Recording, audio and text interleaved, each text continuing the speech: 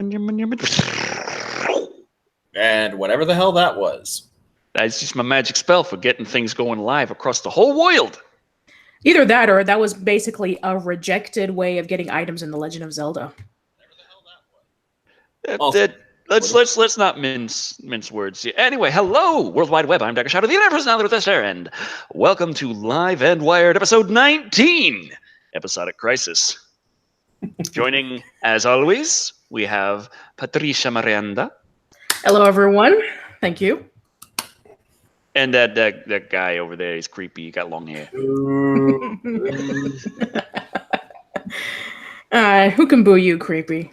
Quite a lot of people, apparently. I got a lot of chat coming up saying, hi, hello, sup, hey, guys. And there was a question by Caleb Bayou a little bit before we went live about, aside from the first Tremors movie, which is the best Tremors movie? Which is the best Tremors sequel? And I was thinking about that before we went live. And I think possibly Tremors 4, which is kind of weird because that's the one that's all Wild West. But, you know, the second one, they're like, hey, it's Shriekers. Now it's above ground and different monsters. I'm like, but I like the Graboids. And the third was just a really long pilot for the TV series. 5th and 6th are good in their own right, but they feel more disconnected from the whole thing. Whereas the 4th, it's Wild West, but you got Graboids. It still expanded on their biology a bit, and it just felt more like a Tremors movie, despite the fact that the description of it should sound the least like a Tremors movie. It's kind of weird. Yeah. We have a $1.99 comment from Tom Ferreira who says, which ending of Halloween 6 do you like better? I'd say the producer's cut because that is an ending, whereas it's something between the ending that everything is set up in this crazy way and is like, but I'm trying to make sense of it and like what, versus the theatrical cut where it's mask and syringe on the ground or scalpel. I don't know. I get those two mixed up, and you just hear Loomis in the back. Ah! And I'm like, oh, okay, I don't know what's going on here. What the hell? I'm surprised Loomis wasn't screaming, I shot him 6 times! People were saying that in the comments of that review. I should have made that reference with the syringes. He shot him 6 times! He stabbed me 6 times! Oh, boy. Yes. So yeah, we got a lot of things to cover today. For those who are wondering what Episodic Crisis is, there's going to be a lot of things that are going to be coming out on Netflix because, you know, streaming is the way to go when it comes to your entertainment. Also, Bowser, I am doing fine. Carry on. Oh, that's very sweet. But yeah, I happened to see that, so yeah. Yes, and I believe that I did receive a comment from myself regarding about how's my new place, Brandon Kilgore. Yes, my new place, I'm settling in just fine, thank you. And the area that I'm living in is very nice. It's very quiet, and also, yeah, it's a little bit more spacious than my old apartment, that's for sure. Morton saying, hey, why do you start talking so much quicker in your newer videos? It's not good for people that like to listen to it. It's too quick. Really like the old style back. Part of it is I get a lot more comfortable talking, and I just generally, I am a pretty fast talker. Like, people in conversations normally with me will tell me to stop, slow down, go back, because I've just gone a mile a minute and ran way past. Because I feel the need to tell stories when I'm trying to explain my feelings on a certain thing. So I go off on these long tangents, and I keep rambling on and on and on and on, and I keep talking faster and faster and faster and faster as I get more heated into it. And then people are like, stop. What you're doing now. Yes. Wonderboy 1126 says, Decker on the cocaine. Pretty much. But also at the old place where I film, a lot of times there's a lot of noise going on, and I try and get the lines done in between all the noises. So it's like it stops, get the line done quickly before it starts again. I do understand that too. Yes. We have another $1.99 comment from Tom Ferreira who says, who would win, Jason or Jaws? See, now I want to see that in an actual, like, they had Jason in Mortal Kombat. They also had him with a bunch of Leatherface and stuff. Why not bring Jaws in, too? Jason was in Mortal Kombat, right? I think he was. Yeah, he was in Mortal Kombat. I think also Freddy Krueger was there as well. Jason and Freddy Krueger, yes. There was talk of Pinhead being in there, I think, at one point. And Leatherface, I believe. Yeah. A lot of horror icons. So why not have Jaws? Yeah. Yeah, and also if you're gonna set a movie where Jason is in the water and you have like this climactic battle with this shark, I mean that would be a great movie. Absolutely. Okay, so shall we get into the news? Speaking of Leatherface. Yes, actually, that's a great segue. So, speaking of Leatherface, there's been talks about Chainsaw Massacre over the past week or so, especially since due to the fact that I believe that they're changing distribution rights. So, let me just see if I can pull this up. Just 1 second. Here it is. Distribution rights, always so fun to dig through. Yeah, I know. Okay, so Leatherface might return in a Chainsaw Massacre TV show and fight Freddy and Jason? What? Question mark? Yeah, that's my favorite. Whether it's gonna happen or not. And I have this stupid ad. And there's no X in it, so perfect. Wait another 10 seconds. Oh, there it is. Okay, now it's gone. All right, so Decker, why don't you take a look at this? First of all, a $4.99 super chat from Tom Ferrara asking, Creepy, what's your favorite Godzilla kaiju that ain't Mothra? Ooh, that's a good question. Okay, believe it or not, there was this really, really obscure kaiju movie that was, I think, like, and I'm trying to remember, like, something versus the Frankenstein monster, and it featured, like, this supposedly, like, this giant-sized Frankenstein creature stomping all over Japan. I love it already. Yes, it sounds awesome. Yeah, I'll see if I'll see if I can't find it, because I know of one way I can search for it, but okay, so there have been 8 Texas Chainsaw Massacre movies, from the grisly 1974 original to last year's Leatherface prequel, and 1 Texas Chainsaw Massacre video game, but never a Texas Chainsaw Massacre television show. Can you imagine the theme song? It would sound like metal machine music, but with rusty chainsaws. The rights to the horror franchise have changed hands over the years, but according to Bloody Disgusting, the Sawyer family might soon find a new home at Legendary, which is looking to develop not only a television series based on a slasher masterpiece, but also more films.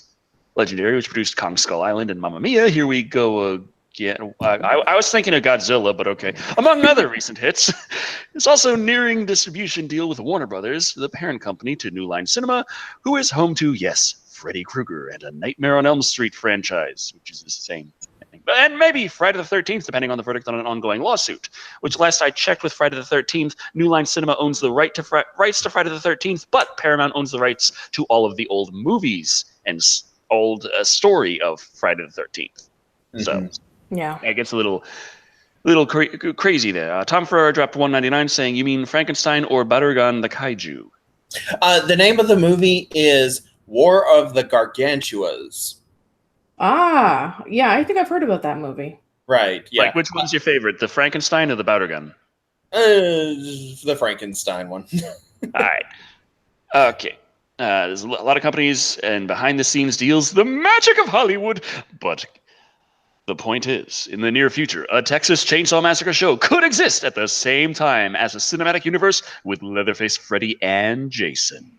Of course, it's all speculation for now, but if this is a thing that happened, Texas Chainsaw Massacre Atari 2600 that everyone knows about because of James Rolfe, why not why not more Texas Chainsaw Massacre?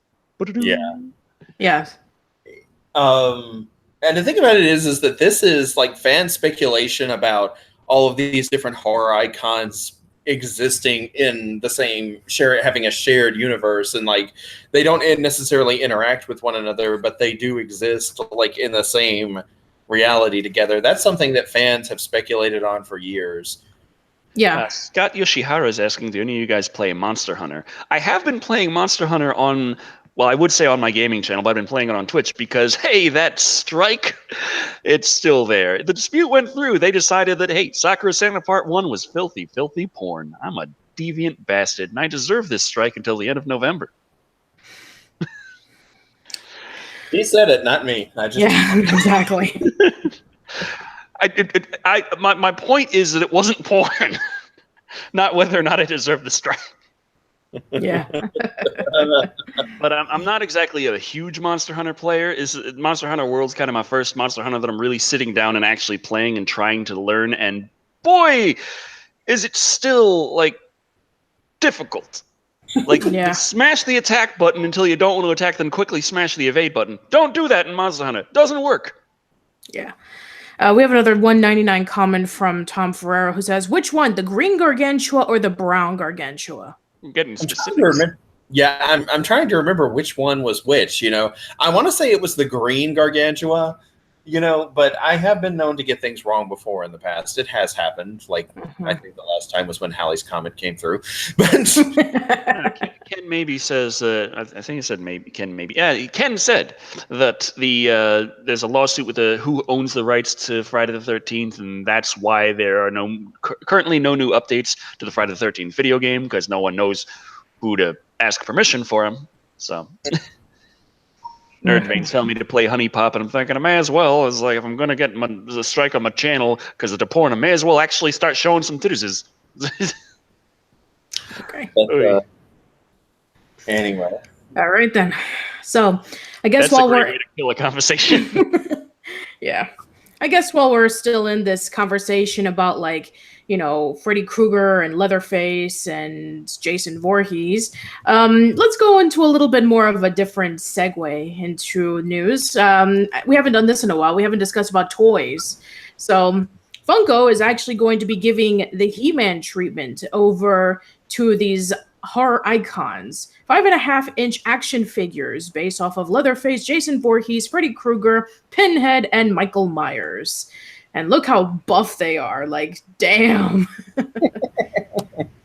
So that's what Michael looked like under that coverall. Where, if you go into the trivia of the movie, you find out why it looks like he has huge boobs the entire movie. It's because they actually had hockey armor or football armor, some kind of sport armor underneath to try and make him look bulkier and more intimidating. But it just made him look like he had a huge chest.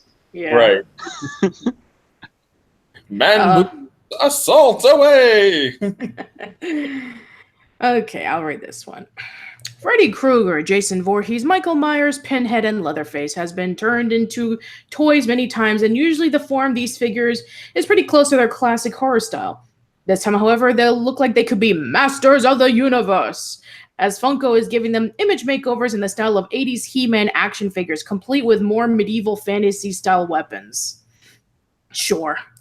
There's a touch of Evil Dead's Ash to Leatherface, as he now has a chainsaw arm. Oh, wow. A chainsaw arm? He's got a motherfucking chainsaw hand. Yes. That can be swapped out, trap jaw style, for a hammer. Jason is now a zombie gladiator. Freddy is some kind of medieval warlock. Michael dons the workout version of his classic togs. And Pinhead? Well, let's face it, in both name and appearance, Pinhead could already fit into the crazy world of Eternia. Alongside such classic toy... Huh? Satoshi Katsumoto says, what the hell is with them? They look like the toys from that stop-motion Nick cartoon.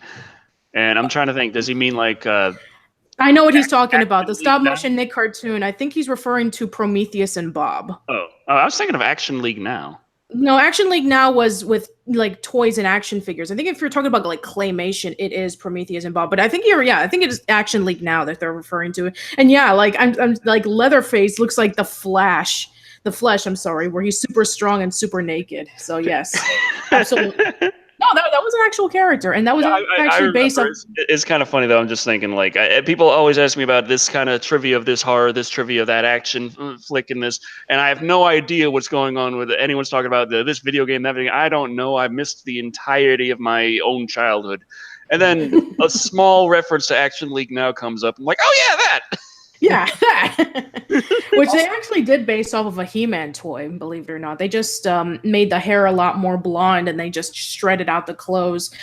I think I even have I have a Not Just Cartoons Nicktoons book on my shelf, if you that I can show you some pictures of behind the scenes stuff just in a minute.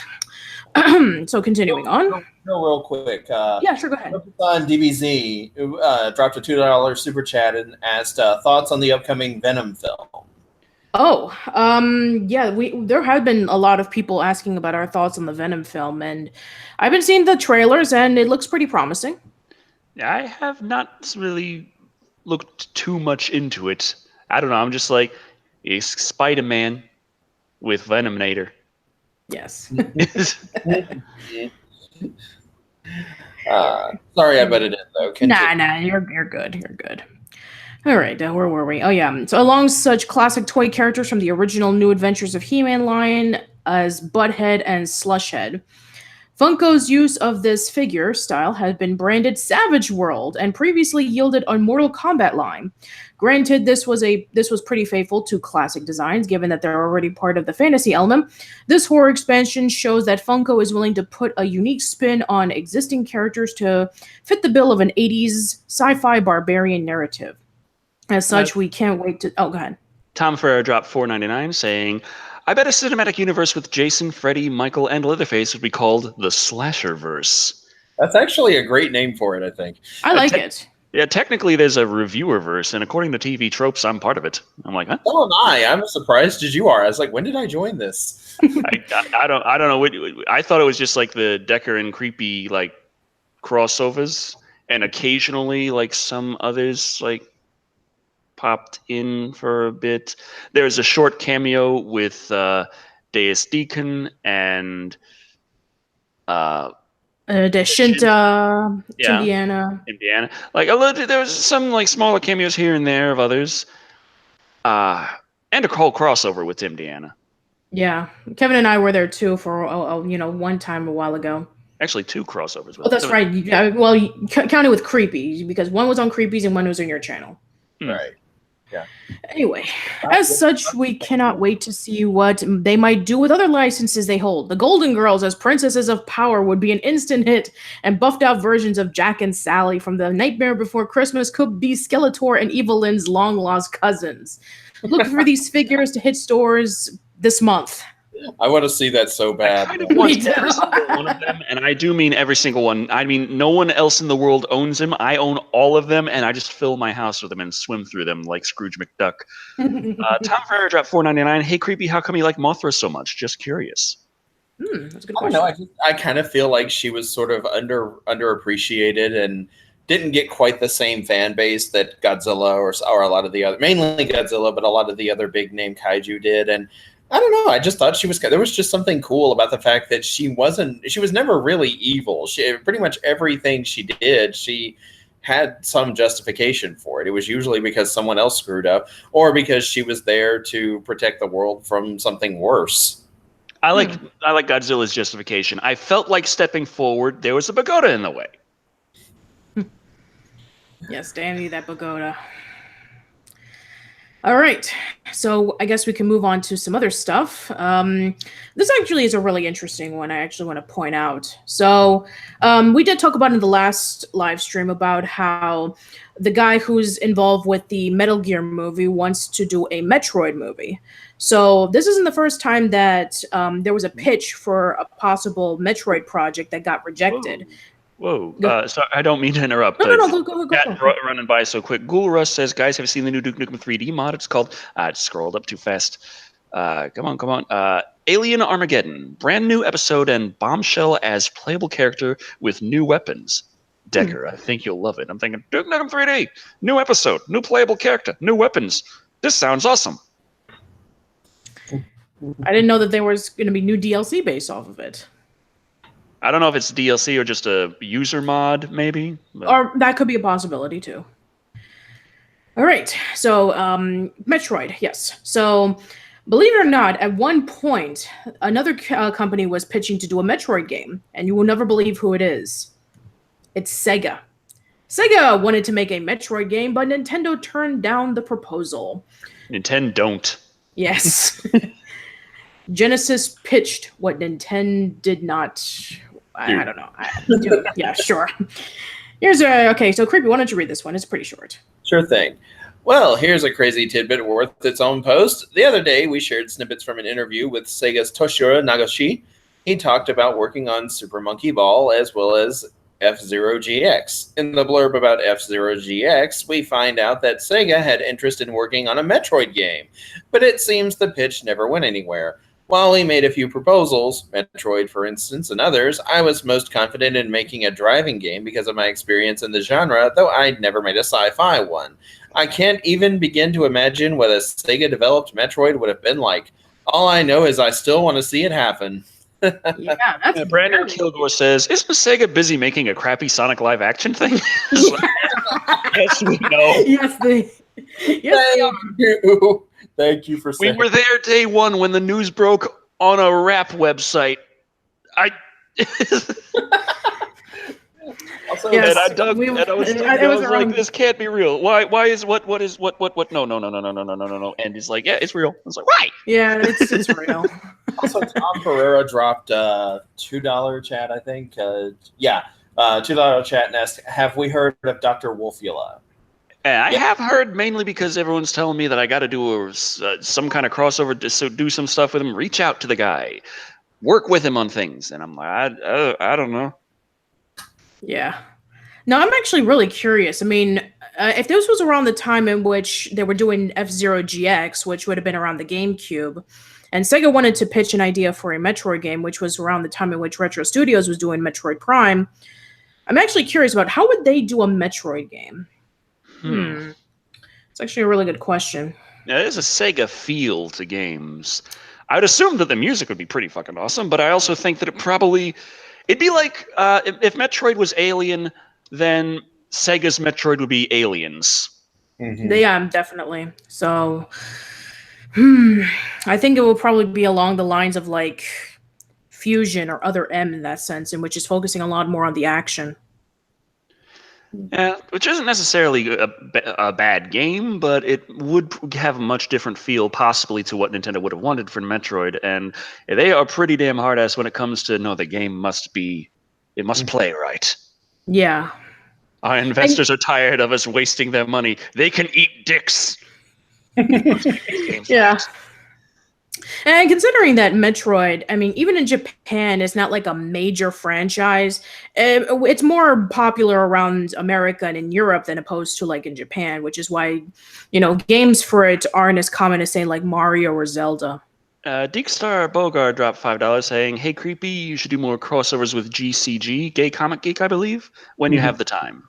Yes, actually, we spoke after he sent me his footage to edit into the review. He told me that he did have fun doing that, and he's hoping that we can do another crossover again soon. That sounds great. Yeah, speaking of the crossovers, so like people tell me that I should reach out to Dr. Fila or to Dead Meat. I was like, yeah, they'd love to work with you, and I'm like, I don't know, I'm like nobody compared to them, but at the same time, I don't know, because it's like, I don't really choose who I want to work with based on, okay, I think that this is going to be a good business decision in the long run. Like with Uncle Bootleg, he had like very few subscribers when he approached me to do some voice work for him, and I saw his work and I liked his work and I figured he was really good at what he did, so I was like, yeah.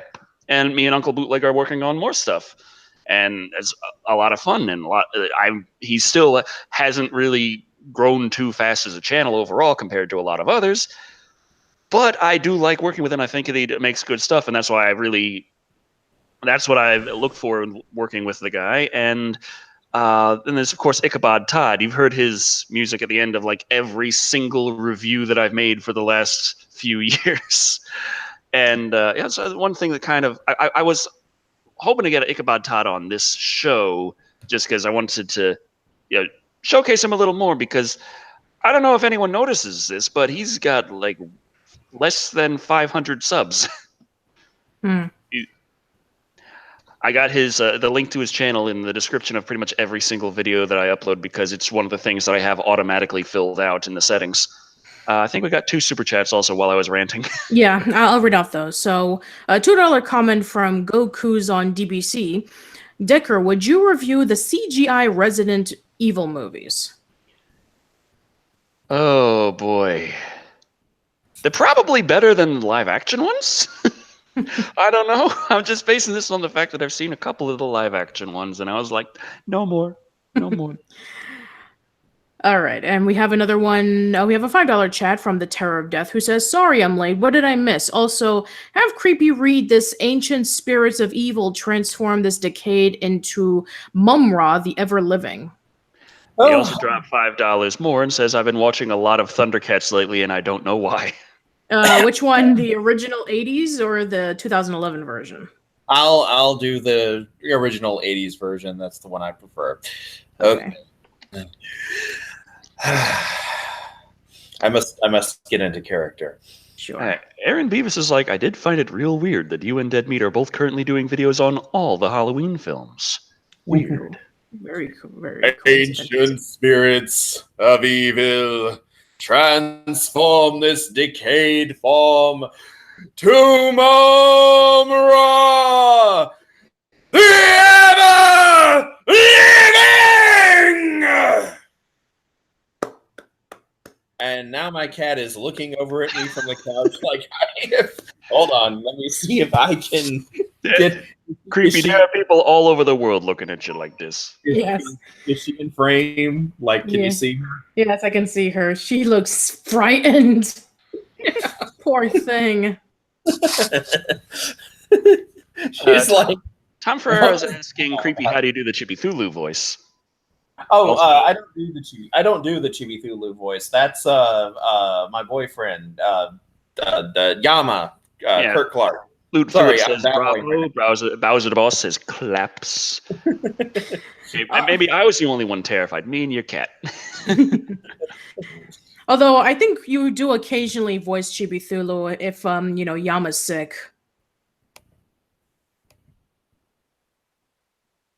Suddenly everything goes silent. Sorry, the connection sort of glitched and everyone froze for a second on me. Oh yeah, I remember when that happened to me. I have voiced Chibi Thulu in the past, but it's only like when absolutely necessary.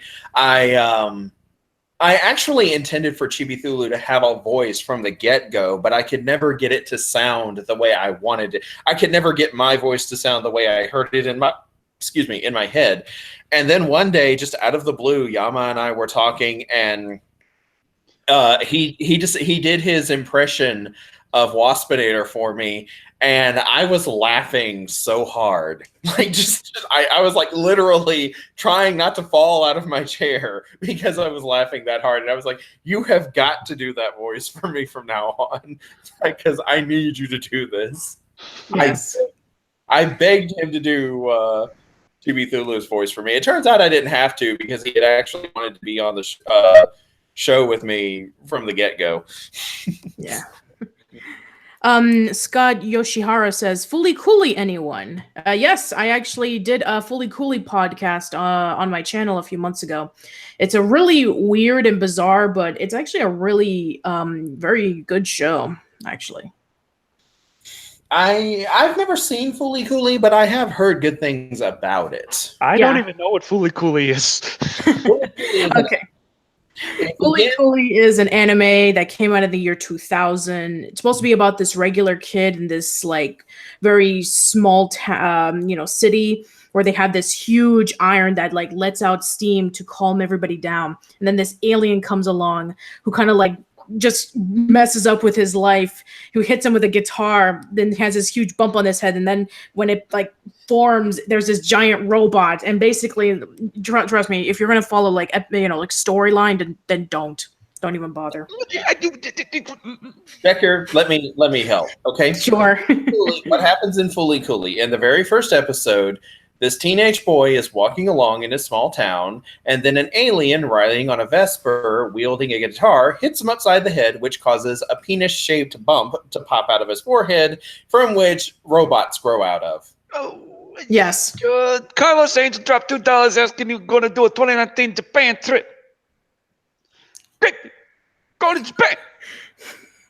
I think aliens with guitars. I think we broke Decker. We did. Cat Luniska says it's a bass, not a guitar. Okay, my bad. Okay, another 4.99 comment from Tom Ferrer who says, "Have you heard of the Rake? He is a creepypasta like Slender Man. They're basically twins." No, never heard of Speaking it. of which, Oh yes, speaking of Slender Man. Okay, or so not Slender Man, but oh, very, very close, but not. oh yeah, sort of not. I It's can't believe it's not Slender Man. sure. I can't believe it's not Slender Man. It's a Slender Man bootleg, and out of all places to have a Slender Man bootleg, we have to have it in a channel that at one point, once upon a time, was television for women. I'm referring to, of course, about Lifetime. So, Lifetime is making a horror movie that's definitely not about Slender Man. Please don't sue us. Okay, so, okay, go ahead, Decker. Okay.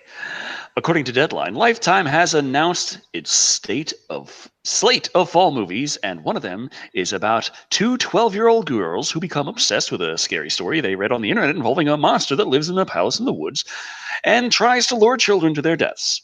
If any of that sounds familiar, it shouldn't. This has nothing to do with the famous creepypasta monster, the Slender Man, as the villain in this TV movie is called the Suzerain. Plus, in real life, two young girls in Wisconsin tried to stab their friend to death because they thought they would appease the fictional monster, but in Terror in the Woods, as Lifetime's movie is called, two young girls in Georgia try to stab their friend to death because they think it will appease a fictional monster. See? Totally different stories. Really, this is straight up ripped from the headlines drama as the story goes on after the brutal attack and continues to mirror what happened in real life. The girls that got attacked survives, like in real life. The police investigate this terrible incident. Discussions come up about whether or not anyone can really blame the internet for inspiring it. The girls were tried as adults in real life, which is and was very fucked up. But maybe Lifetime's version will take the opportunity to address the mental health issues that probably drove the attacker in the first place, since they were tragically sidelined in the real case. Anyway, Angela Kinsey is in this, so maybe she'll distract us from thinking about how tasteless this may or may not be. Yes. So, I guess it's kind of funny because Slender Man was sort of kind of like irrelevant until the movie came along, and now it's like it kind of like breathed life again, and now they're making movies that are inspired by Slender Man but are not Slender Man. You know, it's like essentially like, please don't sue us. Right. No, it's not. I don't know if it's please don't sue us so much as we don't know you shit because this isn't Slender Man, even though it totally is. Colonel Scramble dropped 50 DKK. Donkey Kong coins. Donkey Kong coin, yes. Hello from the Danish land. Winding down from my sister's wedding, watching your stream. What's your favorite movie soundtrack and why? That's a very good question. See, I would probably default to Phantom of the Paradise, even though there's quite a few things there's quite a few nice tracks in the actual soundtrack of the movie that are not on the soundtrack CD.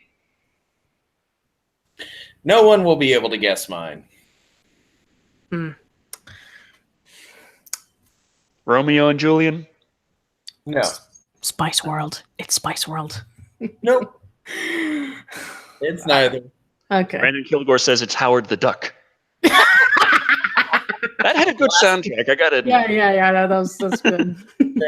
For shame. Although some of the songs in that movie were actually, the songs themselves were actually pretty good. Lord of Pearl Trident says Rocky Horror.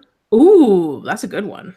I do enjoy there. I don't think there is really a bad song in Rocky Horror at all. But I was actually thinking of something else. But I guess you could say it's a toss-up now between that and what I was thinking. Tom Ferreira dropped $2 saying King Kong ain't got shit on Mothra. Ooh. Jacob Kennedy is, I believe this is probably his 50 or 60th comment around this line. Decker, please, for the love of God, do Kill a Kill. Kill a Kill. Oh yeah, you want to talk about like weird anime? I mean, Fully Cooley is pretty weird, but Kill a Kill is actually way out there. Yeah. Oh, great! It fills me with confidence. Well,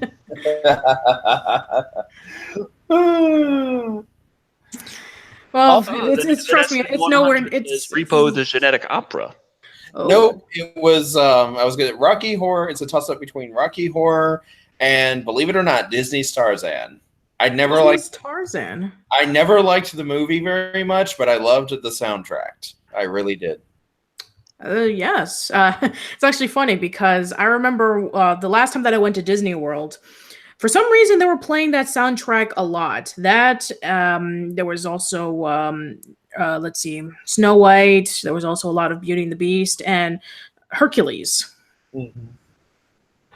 Okay, we got a £2 super chat from Working Title saying, "It's like The Shining from the Tree House of Horrors Simpsons. All one word. I do remember that episode. After the, everything is one word."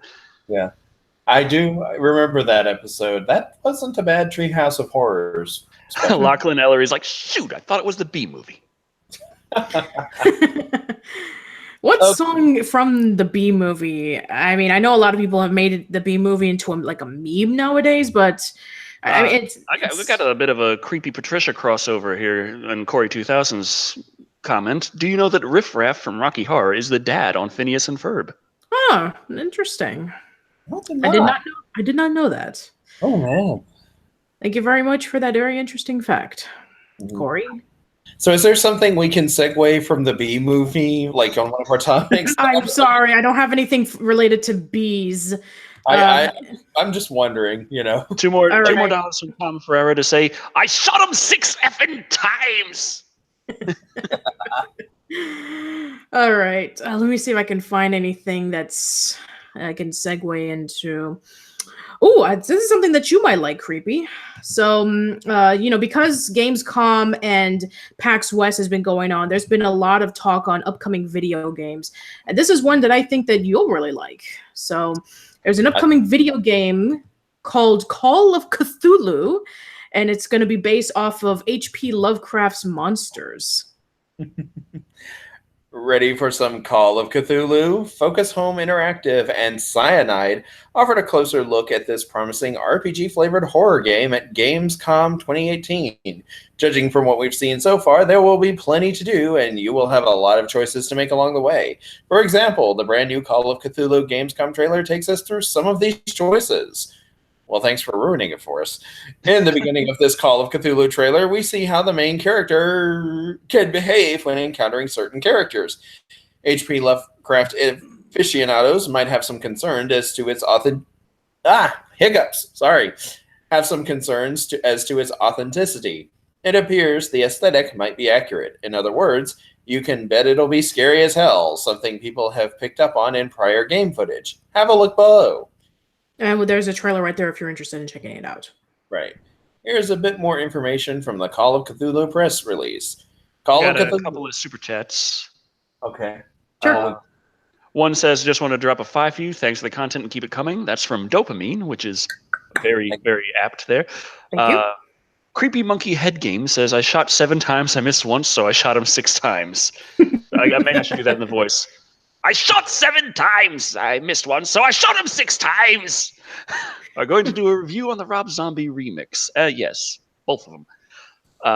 Tom Ferreira also dropped $10 saying, "I love your joke with the shower in your Halloween 6 review." And thank you. Terror Death also dropped $2 more. And Creepy, have you seen the yellow sign? Not yet. So there's all the super chats. It just kept coming. So far.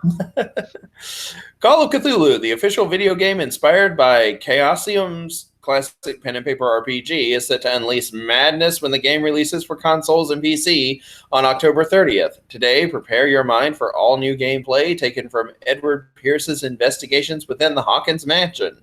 In Call of Cthulhu, feel the influence of Lovecraftian old gods and other cosmic horrors as you delve into the circumstances behind the tragic deaths of the Hawkins family.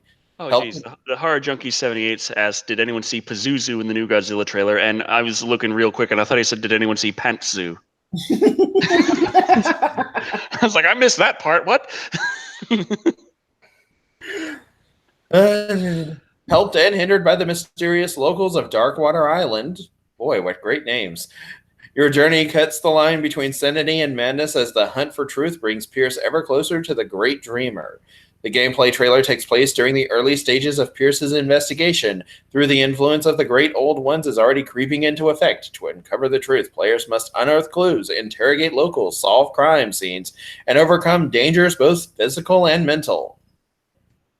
Darkwater Island, it definitely gives me like flashbacks of Pirates of the Dark Water, the 90s cartoon that Hanna-Barbera did. Damn, everything's okay. Well, Lord of Pearl Trident said, how many more Halloweens till they get to the Rob Zombie Halloween movies? I've never seen any of them, but I love listening to horror fans argue endless about them. There's still Halloween H2O and Halloween Resurrection before the Rob Zombie flicks. Also, Yes. Tom Ferreira dropped $5 more saying, I shot Slender Man 4 times, and then later on I shot him 2 times. In total, I shot him 6 times. Oh, real quick, Decker. Your next one is H2O, right? So Yes. That means that that'll be the one that I'm guest starring in? I was wondering, but I was going to try and ask you about that because I did watch it already. Mm-hmm. And I was trying to figure out if there was that one or Resurrection that you wanted to work with. It was H2O. Remember, we talked about it, and I said H2O came out like after the success of Scream, so they brought Halloween back, and they were trying to make it all cool and hip and self-referential, and you told me that was probably what you would need me for. Oh, God. Oh, jeez. And he watched it without me, everybody. He just went ahead, didn't even ask for anything. JTRW dropped $6.66 and said, That was intentional. Thank you very much for that. Yes. I'm scared now. Me too. So now I need to find a point in time where I can drag Decker to his computer and have him sit still long enough to where we can watch the movie together. Damn it. That means I have to watch the movie again. Oh, well. All right. Let's move on to some other stuff. Well, since we're on the topic of Netflix, I guess we might as well just be talking about other stuff that will be coming out on Netflix. Sounds good. Yeah. So let's see. Netflix will be doing a 10. Let me see if I can remember. Oh yeah, here it is. Netflix new horror series Ghoul ramps up to a terrifying, gory ending. So, whose turn is it? Is it? This was a really, really long article. Yeah, you don't need to read all of it. Just get the main gist of it. Right. I guess I'll take this one again, or I could do it. No problem. Continuing its efforts to break into the massive television market in India, Netflix followed up Sacred Games with another phantom-filled series co-produced by Blumhouse.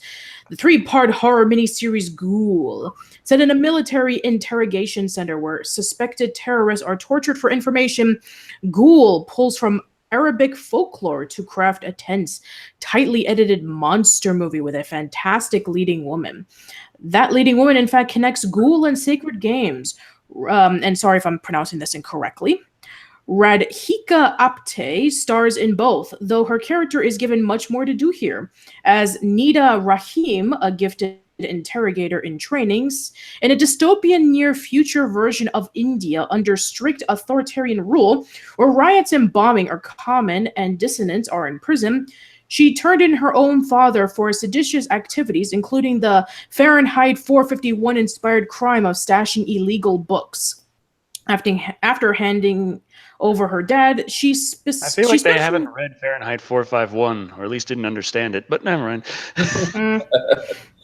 I kind of looked at that one myself. I was like, what? Yeah. Anyway. Okay. After handing over her dad, she specially tapped to take part in the interrogation of a high-profile terrorist suspect, though she distrusted by her colleagues for her association with her father, her religion, she's Muslim, and her hesitance to use violence to extract information from inmates.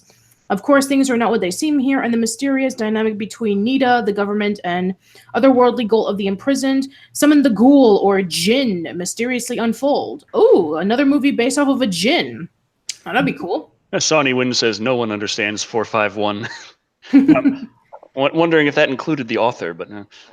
Also, Tom Ferreira donated $2 and said Godzilla was shot 6 times. I can't do the voice as well as Decker. You try. Godzilla was shot 6 times. Thank you. And he still kept destroying buildings. Let's see. Burdening the emotional fallout for her act of governmental loyalty, Nita harnessed most of the dramatic weight in the series.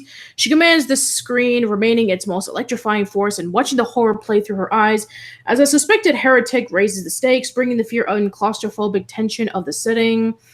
A labyrinth maximum security prison where the windows are blacked and the classical music is constantly being played over the loudspeakers to the surface. So I'm just gonna scroll and finish up a few things. Let's see. Ghoul feels like a throwback monster movie, old school in its approach, a zombie story with a modernized look but old tropes and story structures. Ghoul remains judicious in its jump scares but gratuitous in its violence, some of its scenes verging on torture porn. It wants to unsettle more than... go ahead. Yay, torture porn. Anyway, the Mad Grover dropped $2 saying, Decker and Creepy, you guys need to review Darkman. Tom Ferrer just dropped $2 saying, I died 6 times and came back to life. Woohoo! So, I take it you're a cat, so that means you only have to remember to go. QX might actually understand Fahrenheit 451, because they just said, firemen don't put out fires, and now they burn books and people who read them sometimes. Yes. The monster itself looks nightmarish, but strays from ever being too campy by reigniting any lingering reveals. Its yellow face hovering behind an unknown Nita invokes the most disturbing shot from Insidious, one of the best monster movies in the past decade. But that's the thing, Ghoul struggles to stand on its own, and while it doesn't feel like it's merely crippling other works, it still comes as derivative. So there's a little bit more information about it. The trailer is in the description box below, and I think that pretty soon it will be coming out on Netflix, or if it's already out on Netflix. Right. At the whole having seditious material, like of the 3 dystopian future novels everyone knows, Brave New World, 1984, and Fahrenheit 451, I think that's more of a 1984 kind of thing. Yeah, it is. The big difference is like how the dystopian future is like Brave New World was dystopia by ignorance. Mm-hmm. Like the world is crap, but everyone is kept dumb enough to not care. The 1984 was dystopia through just hard rule and just crushing all opposition of any kind. And 451 is a dystopia through like, what's the word I'm looking for here? It's basically a dystopian form for like ignorance, like, keeping people away from the knowledge that the books hold. Well, it was. Oh yeah, it was okay. So the thing is, it's the way it is the world wasn't. It wasn't that a horribly corrupt and overly controlling government took away people's information. It's that the civilization kind of outgrew the need for the most part. The government wasn't corrupt, it wasn't evil and all-encompassing, but people were like, hey, we don't need this, it's just clutter, get it out of here, and such. And so they do, and to goodbye your rights to knowledge and this and that, and then as a result they become corrupt, they become totalitarian and dystopian and all kinds of stuff. Right. Yeah. We have a $5 chat from the Terror of Death who says, 2 more days until the end of summer. 2 more days until the end of silver. 2 more days till the end of summer. 2 more days till the end of summer. Silver Shamrock. You better hurry up, Dicker. I thought the summer ended on like the 21st of September. I checked. Let me Google this right now. Sure. I go by the solstice. Thank you very much. Or that's going to be the autumnal equinox. Autumnal equinox. Okay. Yes. Also, Tom Ferreira dropped $5 and said Loomis shot Michael 6 times, and in the second film, he shot him 5 times. So in total, he shot Michael 11 times. Right. The autumnal equinox begins on Saturday, September 22nd at 8:54 p.m. Mm-hmm. Okay, so Decker does have time. 8:53, September 22nd is still going to be summer. 8:54, it's autumn. Mm-hmm. Yes. And Horror Junkie 78 says, thoughts on Suspiria remake, which we will get to in just a moment because the new trailer of the remake just came out. But on the subject of continuing with Netflix, yes, and of worlds controlled by abominable evil, the rumored news is that Diablo will be getting a series on Netflix as well. And it will be written. The head writer is going to be the same one who wrote Hellboy. Yes, which I was actually really surprised of. But considering that the Castlevania Netflix series is doing really well and they're going to get a second season, that there's been a lot of rumors spreading around that Diablo is going to be getting the same thing. So let's see, in the last live stream we did talk about how there was an accidental leak that Diablo 3 was going to be released on the Nintendo Switch, and then they were like, oh yeah, it is going to be released on the Nintendo Switch. So I guess Sin Wars, like, what about Idiocracy? And Idiocracy is not really dystopia, like overly controlling government forcing people to be dumbed down in order to control them easier. It's just that people just over time got dumber. Yeah. And then the world just ends up in a bad place because no one's smart enough to know what the hell to do about it. Right. Why don't you read this one, Decker? Okay. Diablo, Netflix, and Blizzard reportedly working on new series. With the wild success of the Netflix adaptation of Castlevania, it shouldn't be surprising that the company is looking even further into the world of video game-based series. With the hype surrounding Blizzard's Diablo franchise since the recent Nintendo Switch reveal, now is the perfect time to deploy plans for an adaptation featuring the beloved series. Rumor has it, it's already nabbed its writer. This rumor is in no way confirmed and should be taken with a grain of salt when looking at the source. Still, the timing is perfect, and Netflix has been delving more into the world of both gaming and anime. Tom Ferrer also dropped $5 saying 60 more days till Halloween, Halloween. 60 more days till Halloween, Silver Shamrock. According to the Revenge of the Fan site, Hellboy writer Andrew Cosby has been asked to write the rumored Diablo Netflix series. So far, no other details have been leaked at this time about the alleged series, which is based on the game that first made its appearance back in 1996. But if this rumor turns out to be true, it would be a glorious day for Diablo fans. And as a Diablo fan, I'll have to say, yeah, because Diablo also had some nice novels, if you didn't know, and they were actually pretty dang good. With BlizzCon just right around the corner, it is very possible that there's a reveal to be made. If it will be made there, it's the biggest event of this year for the company and where they like to make their biggest splash. Since World of Warcraft had its big moment in the spotlight last year, it's Diablo's turn, which makes this rumor even more likely. Not necessarily, but okay. Another detail that remains shrouded in mystery is what exactly the rumored series will be based on. Whether it will be based on any of the 3 games or a loose interpretation of the world created by Blizzard is entirely up in the air. Diablo 3 coming to the Switch, it will be a nifty tie-in to have the Netflix series in the same time. Plus, Demon Hunters on TV. Yes, please. No other details available at this time. And I'm thinking, like, if it's anything like the novels, like, just because I like the novels.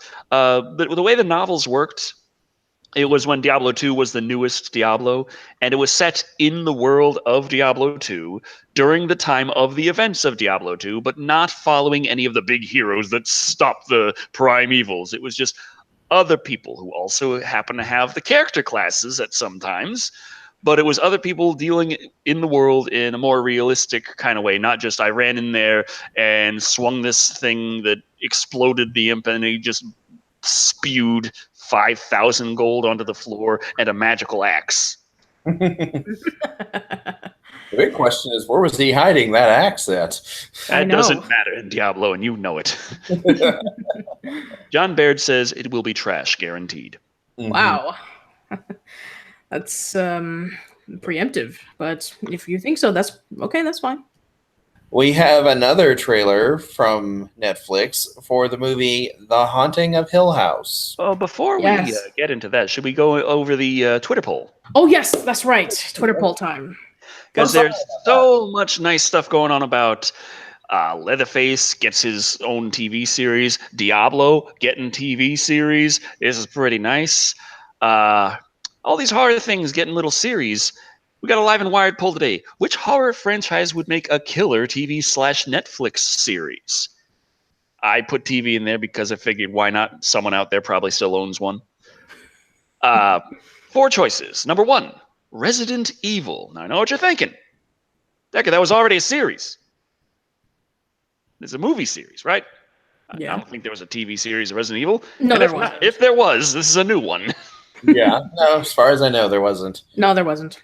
Number 2, Alien/Predator/AVP. Because if you have a Predator TV series, Aliens will be in it. If you have an Alien TV series, Predators will be in it. It's effectively going to be AVP. Number 3, Hellraiser, which was rumored to have a TV series, but that's all it's ever been. It's rumors since 2012, as far as I found. And finally, number 4, Killer Clowns from Outer Space. Now that would be fun. Poll length is 45 minutes, starting now. On Twitter, @DeckerShadow. And as always, I'll leave a link in the chat for all of you guys to vote. Yes. Okay, as soon as I can get back to where everything is, that'd be wonderful. Okay. The Terror of Death dropped $5. 20 more days until the end of summer. 20 more days until the end of summer. Silver Shamrock. You still better hurry up, Decker. Yeah, that is true. That is true. All right, guys. That's 4 movies, 20 days. Oh boy. I'm feeling a lot better. Here you go. I'm feeling a lot better. So. All right. Okay, so Sony Win says anthology style or none. Oh, in terms of like these Netflix series, that's actually a really good question. Hmm.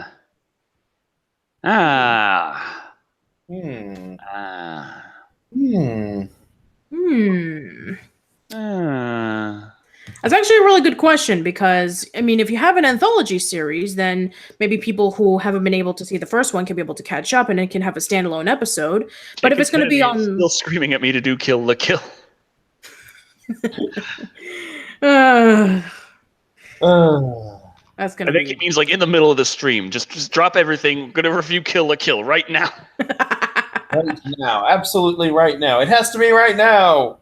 Do it immediately. Do it. All right. Now let's go into that other Netflix movie that's going to be coming out. So, yes, there is going to be a Netflix movie based off of The Haunting of Hill House. So let me just pull that up real quick. And I gotta say, I wasn't very impressed by the trailer. I didn't see a damn thing. I mean, I saw things, but I didn't see anything that was like, here's how this is going to work. Here's how this show is going to function. It was just like, we're just going to scroll past this for a little bit. Spooky, yeah. All right. The Haunting of Hill House is about to hit Netflix, and it looks bloody terrifying. Tom Ferrer dropped $4.99 saying, did you listen to the Godzilla Blue Oyster Cult song? And yeah. I heard about that one. That's the one, isn't that the one like, there goes Tokyo, go, go Godzilla? That's the one, yes. Yeah. All right, so Netflix is really the gift that keeps on giving. Just when you think you've seen everything, hint, this usually happens when you're hungover on a Sunday, the streaming service produces something new and interesting, ready for you to watch every episode in the next 2 days. Well, clear your schedules for this weekend because the next big hit is on the way, and boy, does it look terrifying.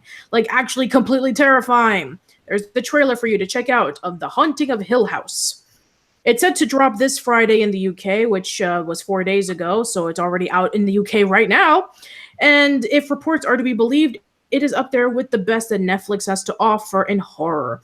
Its credentials if the trailer's anything to go by, it's going to be about long hallways you walk sideways down.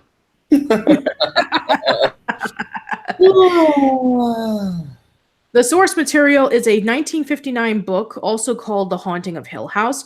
It's considered one of the finest ghost stories in the 20th century, while it is also recommended by no less than Stephen King. Because everything that is recommended by Stephen King is the utmost importance.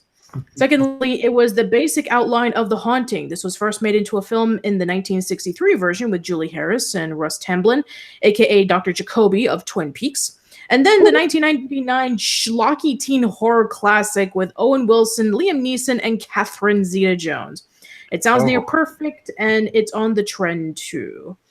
Tom Ferrer dropped $4.99 saying the Man in Black is basically the emperor of the Halloween franchise, with Michael being Darth Vader, especially with the latter turning on the former. Pretty much so, yeah. That's one way to look at it. Sure. Bringing this version to Netflix is Mike Flanagan, who writes and directs. Flanagan is about as hot as directors can get. He has a string of recent horror hits to his name, including Gerald's Game, Ouija, The Origin of Evil, and Before I Wake in his 3 most recent indie chillers. Oh, and he's also the man tasked with bringing Dr. Sleep, The One Who Fell Over the Cuckoo's Nest sequel, to the screen next year, which we actually did talk about in a previous episode of Live and Wired. I don't want to give anything away, but I adore the novel. Flanagan said recently, it doesn't span a 10-hour season of television. We had to make some changes to make it fit, but they're all in the spirit of what she was doing, and I think fans of the book will be very excited. It's my first time doing any television. I love it. I love being able to spend more time with the characters. I love plotting these arcs. I hope to do a lot more of it. It's an exciting way to tell the story. The man behind the camera knows what he's doing, plus there was talent in front of the camera. Game of Thrones star Mikhail Huisman, aka Dario Naharis, is among the cast, as are Carla Gugino from Entourage, Californication, and Gerald's Game, Elizabeth Reeser from The Good Wife and Grey's Anatomy, and get this, Henry Thomas, known as Elliot from E.T.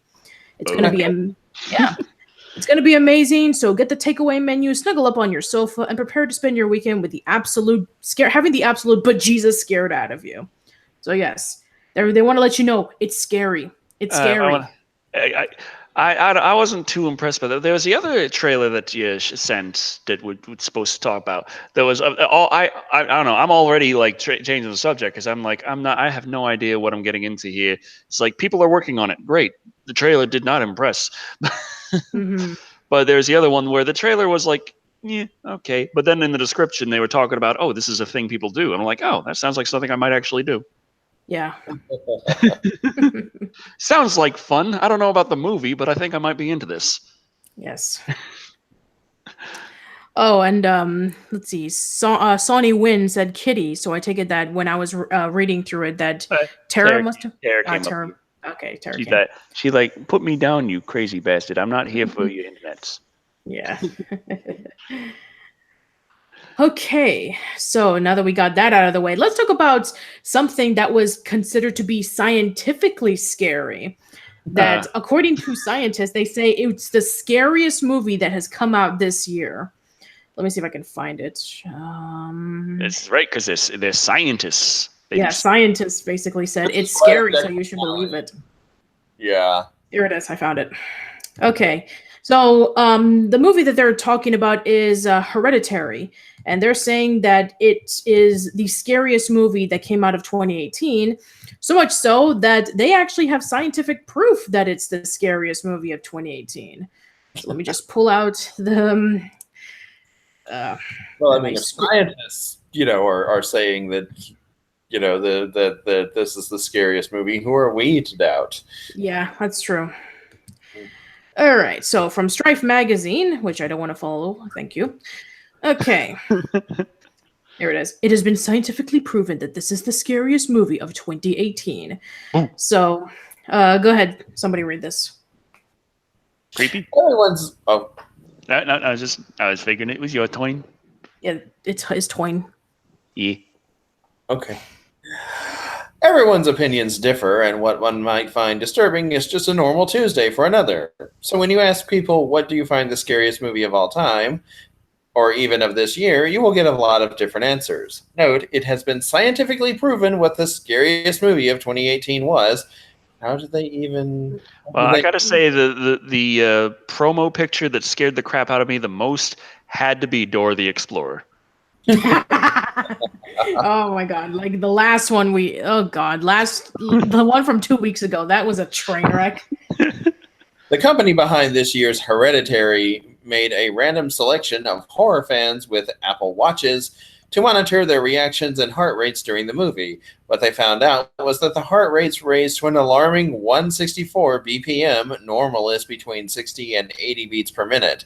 You can check out 5 of the monitored reactions below. Yep, here it is. This is the heart rate of the people when they were watching the movie. So it starts off pretty normal, and then during the 30-minute mark, it jumps up to 130 beats per minute. Then the 1 hour mark, it jumps to 140 beats per minute. And then around that, shortly after, it's 157 beats per minute. Then almost toward the 90-minute mark, we've reached up to 164 beats per minute. And then it just calms down right at the credits. See, what they didn't bother telling you is that they took all of the oxygen out of the theater. So if you like jump scares and horrific images, the movie is only still in a few theaters, so be quick if you don't want to wait for the DVD to come out. Yes. I mean, remember a while ago when we were talking about, what according to Netflix they considered to be the scariest movie was, and a lot of it was just, disgusting gore fests? Mhm. Yeah, people turned it off and said, screw it. Therefore, they were too scared to finish. Yes, Or exactly. they had better things to do with their day, but let's not mince words.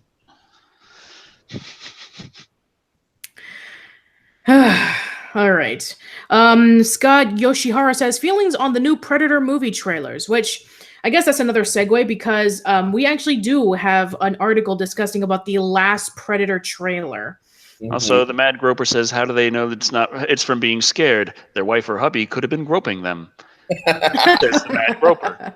I mean, Things are starting to come together here. Yeah. Yes. So, the Predator trailer. Yes, the Predator trailer. Yes. So Or this is it the last the Predator trailer? I don't care. So yes, Predator. The last Predator trailer. Here we go. The final trailer for Shane Black's upcoming film, The Predator, dropped this morning, and basically, Earth is doomed. Back it up, folks. Predators now have dogs. Well, they did in Predators as well, but whatever. Will a ragtag group of snipers, brawlers, and other assorted oddballs be able to combat the alien menace? Danny Glover may have been able to take one out a while back, but he was exceptionally lucky.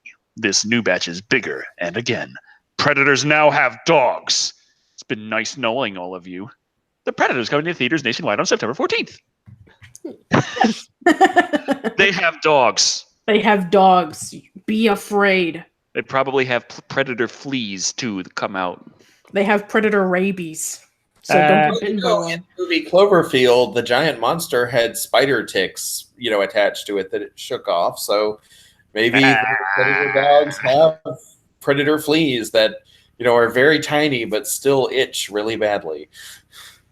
Cat Lucia says, "Call me when they have Predator cats." Yeah. That'd be awesome. But in the latest trailer, it did seem like they did not show the kid at all. That's good. It's called Final Trailer, and the child is not in it. Right. I still think he's in the movie, but he's not in the trailer.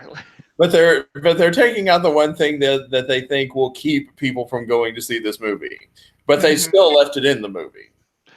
Yeah, they did do some reshoots, like I mentioned before. But when I was looking up more stuff about it, evidently there was some sort of eventual scene with like a heroic group of predators that comes in and does things, and like buddy predators. And evidently that didn't go over very well with test audiences, so that's where the reshoots are coming in. It's kind of like the producers versus theatrical cut kind of thing going on there. Okay. Yeah. If you don't mind, there is one topic in particular that I've been very excited to talk about tonight for personal reasons. Sure. I know exactly which one you're talking about, Creepy. Yeah, so if you would, go ahead and bring the article up. Absolutely. Most of you listening tonight, you probably recognize the name R.L. Stine from the Goosebumps books and the Fox Kids series that aired in the mid-90s. What some of you may not know is that R.L. Stine was actually famous for something else before Goosebumps came along, and that was a series of anthology horror novels called Fear Street. Terror of Death just dropped $5 saying, I still think they should have made a sequel to Predators 2010. Huh. Yeah, that would have been nice. I liked it. R.L. Stine fans, get ready for not one but 3 Fear Street movies. Yes. Okay. And that, by the way, is a photograph of R.L. Stine. I remember the first time I ever saw what he looked like. I was like, I'm underwhelmed. Hey kids, you want to hear a scary story? Yeah, exactly. Yes. I'm sorry. I know, don't judge a book by its cover, but really, I was just like, wow. It's kind of funny because many years ago, my cohort Kevin actually met up with R.L. Stine. He was a huge fan of the Goosebumps series, and he actually brought some of his Goosebumps books and the autobiography of R.L. Stine when he was doing a book signing. Mm-hmm. And it's actually kind of funny because, before R.L. Stine was writing Goosebumps books, I'm sure some people already know that he was actually a writer and a director of Eureka's Castle, the 1980s Nickelodeon kids series. Yes. I remembered that. Anyway, Yeah. the Terror Death dropped $2 saying, "Yay, Fear Street!" And Jacob Kennedy didn't drop any money, but he said, "Fuck yes!" I am so happy that at least two people here know what that is. Yes. Yeah. All right. And it should make up for the fact because we're getting a sequel to the Goosebumps movie that came out a few years ago. So maybe this will be good. The television world figured out long ago that anthologies are an inspired storytelling format. Just look at Ryan Murphy's career at FX, where he has become the award-season king thanks to the success of 3 anthology series: American Horror Story, American Crime Story, and Feud. Oh, excuse me. Again, hiccups. He spearheaded a TV trend that has since inspired... American Hiccup Story. American Hiccup Story, yes. Inspired a mini boom in anthologies for other platforms, and now it might even be inspiring the movie world. 20th Century Fox is taking a stab at going the anthology route, recently announcing plans for not 1 but 3 rapid-fire film adaptations of R.L. Stine's popular Fear Street series. Variety reports that Lee Janiak? I don't know. Probably. Lee Janiak, yes. Leading Blind says the Fear Street origin story was the first literature to genuinely scare me. Oh, awesome. That's cool. Yeah. Has signed on to direct all 3 upcoming adaptations of the classically scary young adult books.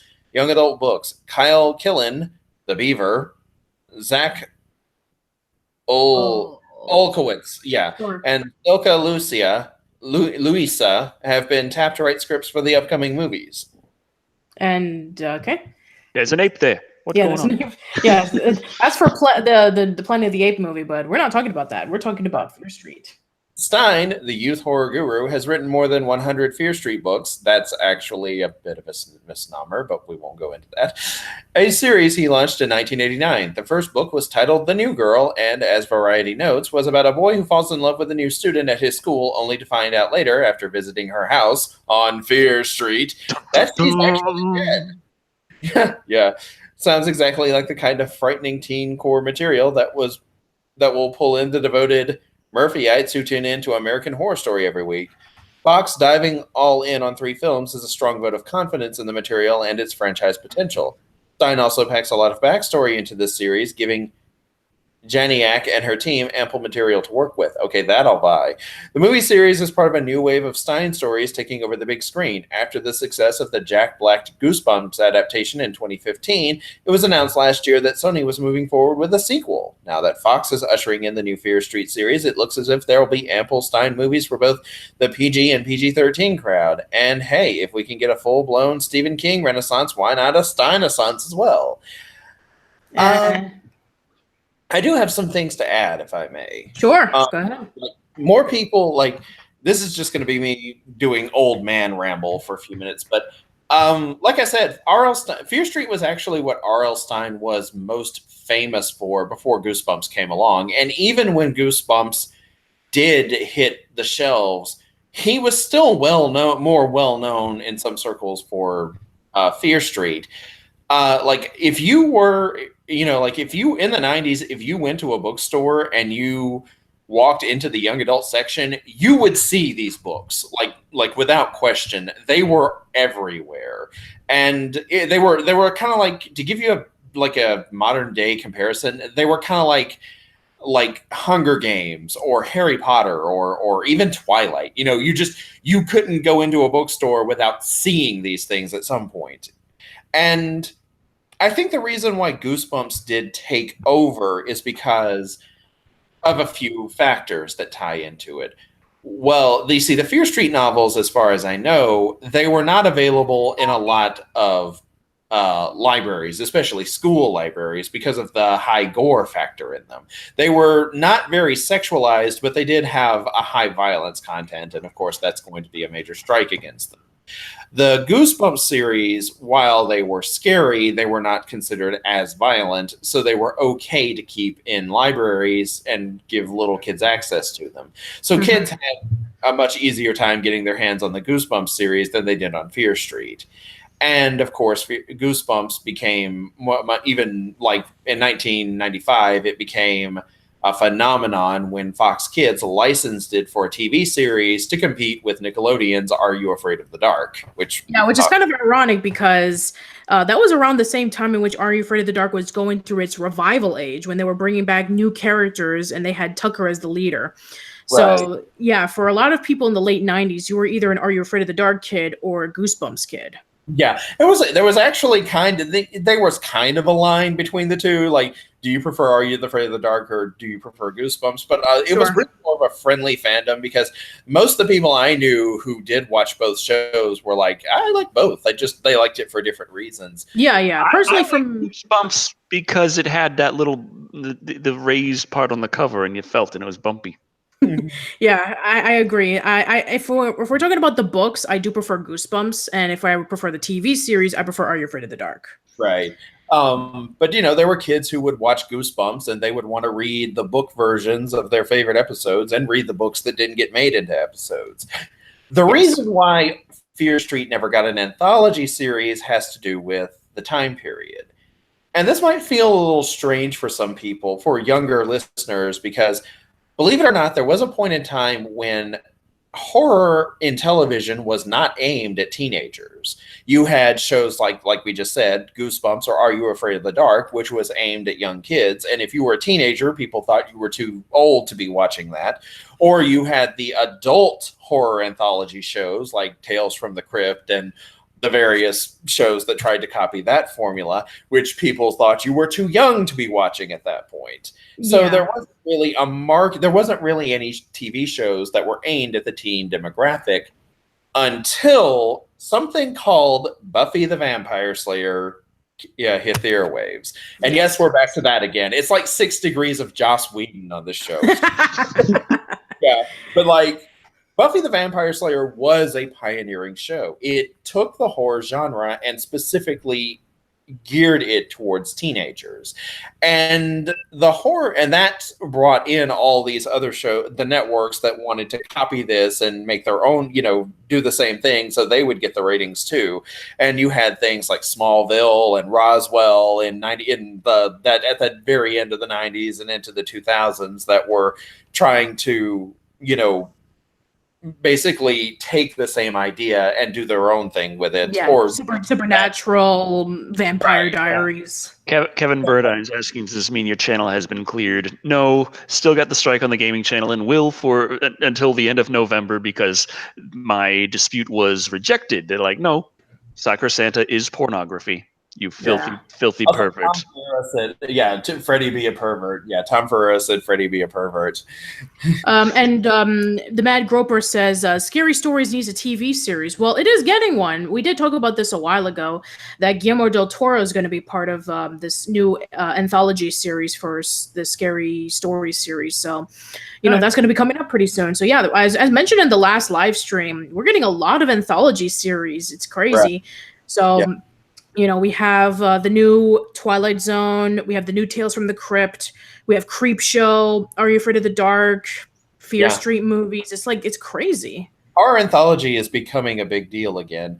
But the reason why by the time Buffy made horror cool for teenagers, the Fear Street novels were winding down. They had already they didn't end because, Harry Potter was becoming popular, but it didn't really kill Fear Street. It was already beginning to run out of steam. But then Buffy made horror for teenagers cool, but the format for horror was a serialized story featuring the same characters and an overarching mystery that would conclude at the end of each season, which is not conducive to a horror anthology series, which is what Fear Street was. So it was just Corey 2000 asks best horror for kids. Ooh, that's a really good question. I actually would vote for Are You Afraid of the Dark over Goosebumps. Same here. Like I said before, I love the Goosebumps for the books, Are You Afraid of the Dark for the TV series. Right. So Friday the 13th. I'm gonna be raising my kid. I'm gonna be like, hey, Jack, okay, watch this, and remember, no premarital sex, no drugs, no drinking, or Jason Voorhees gonna gut you. That's actually a really great way to segment to our next article, which I found to be really interesting.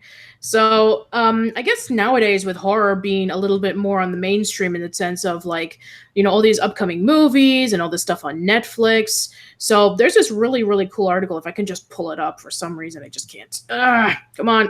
T. Thomas is saying, bad, Decker, bad.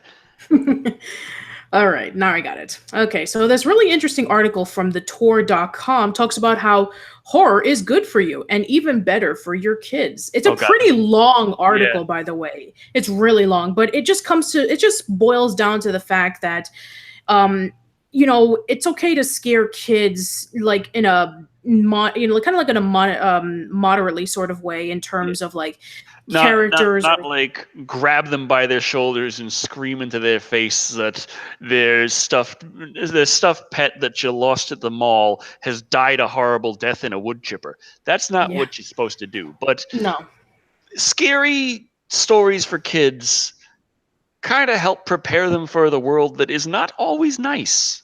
Exactly. So, they give up a bunch of reasons about why horror is good for you. It helps them prepare, for what's coming up in the world. Yeah, Jumpy Killer QX puts it another way, scare kids because life sucks. Sure. So, it's actually a really, really interesting article discussing about how, childhood is scary, horror is ancient and real, and it can teach us so much. It's been dating all the way back into ancient times. So, just to boil down to it, if you're afraid of like showing your kids, because it's like scary. I mean, there's been a lot of things. I mean, even in like very subtle things, that kids get scared of, but they remember it for a reason. Like, if that scene in Pee-wee's Big Adventure about the scene with Large Marge, or the Return of Oz is pretty scary. Yes. One thing and another point to relate to is like some of the best horror that I recall are the ones that are rooted in that use the horror format as a metaphor. Aiming stories at young kids, like when kids first begin to understand mortality, like the fact that they have a beginning but they also end. They'll die one day, and coping with that. Newfound knowledge. For them, this is very new and this is very scary. So, a horror story that deals with a young child meeting a ghost and learning that, figuring out that their life is going to end one day too, and coping with that. Or, coping with the loss of a family member, coping with being alone, with feeling alienated in a new environment. These are all things very real, very scary things, and horror can take those things and make them relatable. Yeah. Oh, and Kat Lunacia says the never-ending story scared me. The horse dying. Ah, yes. R.I.P. Artex. Don't do what I did. My oldest still won't watch Return of the Living Dead because it scared the shit out of him when he was 8. Jeez. I mean, one way to, at least it wasn't like Day of the Dead. Like, geez, that movie even freaked me out. Jacob Kennedy saying, "Kill la kill." Yes. Actually, Scott Yoshihara, yes, we have heard of Crybaby Lane. Oh, yes. He's saying Kill la kill is getting a game. Oh. Yes, we have heard of Crybaby Lane. Many years ago, we even did a review on Crybaby Lane. Originally, that was supposed to be a theatrical movie, and it had a big budget, but due to various reasons, that was a good review. Yeah, that was a lot of fun, actually. Yeah. But due to various difficulties, including the fact that it scared a lot of people, that they had to move it over to TV. It aired once, got a ton of parents complaining, and it was never found again until somebody on Reddit found an old VHS recording of Crybaby Lane and spread it off to YouTube. And then that's when eventually the 90s or all that aired Crybaby Lane, and now it's pretty much well known at this point. Right. And you also had, for the Disney Channel version of that, you had Don't Look Under the Bed. I've never seen that one, actually. You mean, to be fair, I never really watched a lot of Disney Channel original movies. Yeah. This one was actually a really good one. It deals with a teenage girl who got, she's like 13 or 14, but she got bumped up to high school because, like, she passed some tests and she was considered smart enough. But there's this a bunch of pranks start happening around her town, and people start blaming, and there's evidence that starts pointing to her, but she's not guilty of them. And then there's this weirdo who just keeps showing up wherever she goes, and it turns out that the guy is, and I kid you not, her younger brother's imaginary friend. Wow. And this sounds very, very silly, but this is actually a pretty damn scary movie. I mean, because being a Disney movie, it lures you into that feeling of false confidence, like this is a Disney movie, it's not going to be very scary. But the boogeyman stalking the girl is done very effectively, because we don't see the boogeyman until halfway through the film. And until then, they just build up this unsettling feeling that the girl is being watched, and she can feel it, but her rational mind, it keeps insisting, because there's nothing there, that she shouldn't be worried, you know. Yeah. It's actually a horror movie. That's cool. The Horror Junkie 78 said, Hocus Pocus made a sequel in book form. I hate reading, which is true. It's true, by the way. I actually have it up on screen. Here it is. Hocus Pocus and the all-new sequel. Okay. And this is definitely I'm reading the synopsis right now. This is definitely like the things I can explain of Hocus Pocus, in which it takes place like many years after the first movie, and it's focusing on Tom Ferreira dropped a $5 super chat saying, imagine a horror film where a chick has sex but is tortured instead of killed. And I'm thinking, I can imagine that. That's called S&M pornography. Yeah. Anyway, that's not a horror movie. Yeah. Anyway, let's continue on. We're in this whole kick on anthology series, so let's talk about another one, shall we? So this one is video game form. So let's talk about Until Dawn. Until Dawn was a pretty popular video game back a few years ago, where you got to make your decision, and you have these 5 people that you can either save or you can get killed. Yeah. I only ever played the VR side game Rush of Blood, which I really didn't like very much. But I watched Call Me Kevin playing Until Dawn on YouTube, intentionally making as many bad decisions as possible. And that was very entertaining. And yeah, it actually showed a little more of how the choices actually matter, because he got everyone killed. All right. Well, there's going to be more to Until Dawn, especially in the forms of the creators. So they're planning on making a brand new anthology series. Supermassive, the creator of Until Dawn on PlayStation 4, is partnering with Bandai Namco for a series of standalone anthology horror games culminately titled The Dark Pictures. The first episode, titled Man of Medan, is planned to release next year. Footage from the game is shown a group of young adults sharing horror stories about cursed objects found underwater on a boat. Supermassive's plan to release 2 stories a year, with each story based off of a specific subgenre of horror. And that's pretty much it. And if you want to see a video of it, then you can check it out right over here on Supermassive Games' Twitter account. So yeah, we're getting not only anthology series based off of, like Netflix and TV, but now we're getting on video games. So again, anthology series is becoming pretty popular again. Awesome. We got a $4.99 comment from Tom Ferrer, who says, you want to know my favorite type of horror? Guess what it is? Slasher, psychological, gore, aliens, monsters, giant monsters, torture porn, or found footage. If it's found footage, I swear. I'm gonna guess monsters. I'm gonna guess monsters. I'm gonna keep my fingers crossed and be like psychological. Torture porn. All right, what's the answer, Tom? Let's see. The Mason Witch asks, do you think there should be an Until Dawn movie from Universal Pictures and be produced by Michael Bay? No. Never. Not in a million years. Only if it's taken from, not necessarily directed by Michael Bay, but directed by someone who's just watching Call Me Kevin to figure out how it goes. Because that way it'll just be... If it's going to be a train wreck in production, it may as well be a train wreck for what happens to the characters. Okay. Running into every log, tripping over every branch. Just All right. Well, yeah, the answer is no. I mean, he's already busy with the Dora the Explorer movie. So, anyway. Okay. We John gotta. Horn. John Horn dropped $10 saying, "Decker, your jokes are lamer than a Special Olympian. I've seen punchlines across Rihanna's face less painful, but that hair really is the best. So God fucking speed." Thank you. Thanks. And yeah, thanks, I guess. Tom Ferrer dropped $9.99 saying, "Nah, it's snuff. Just kidding. It's psychological and monsters." Okay, so great. Both of you So- are right. Awesome. Hooray! It took a few seconds for that to appear on my side. Weird. $5 comment from Perrin Shoebridge, who says, "So Decker, have you seen the anime Death Parade? It's really good psychological horror. It's also short with 12 episodes." No, I haven't. Now I'm wondering. Yes.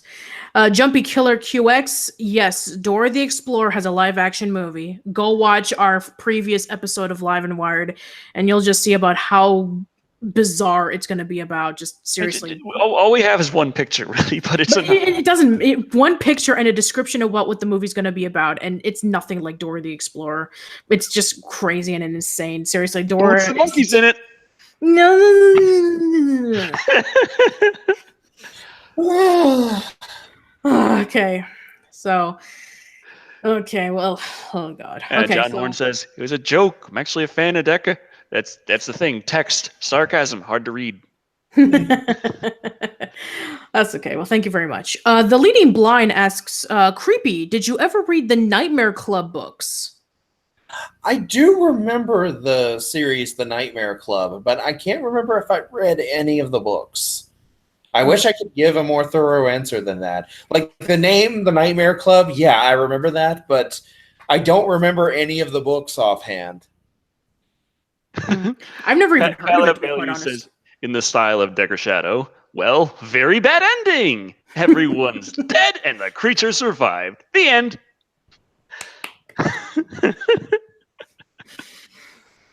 Oh, that's fun.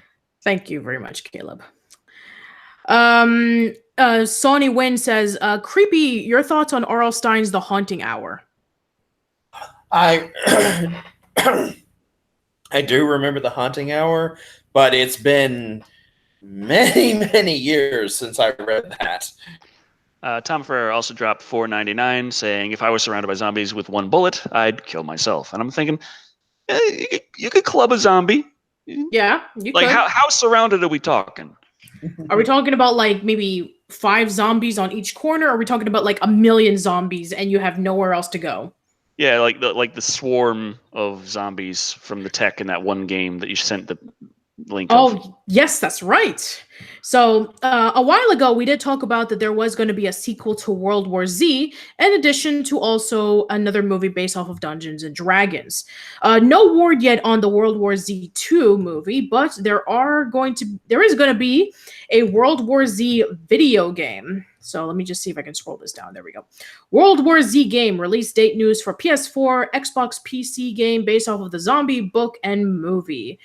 And I believe there's a trailer in the bottom that you can go check out. So, and that little picture at top there where it shows all the zombies climbing on top of each other. Yeah, that actually happens in the game. Yes, and from the trailer, it's pretty insane. Like Tom you're just this one $2 saying the latter. So this kind of zombie horde, if you got one bullet, self. All right.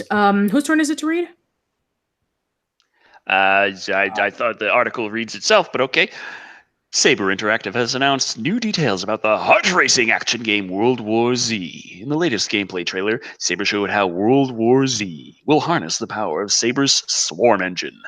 This trailer shows off exactly how different the undead from World War Z will be from other zombie characters. The mesmerizing footage shows how hundreds of fast-infecting zombies will flood the screen at a time in an attempt to overwhelm you. The trailer also showed off dynamic swarm simulation, adaptive spawn control, diverse zombie mechanics, and the advanced gore system. Yes, and the trailer is right over here that you can check out. Tom Ferrer dropped $2 saying, "Have you seen The Walking Dead?" And no, actually, it's TV, and I generally don't watch it.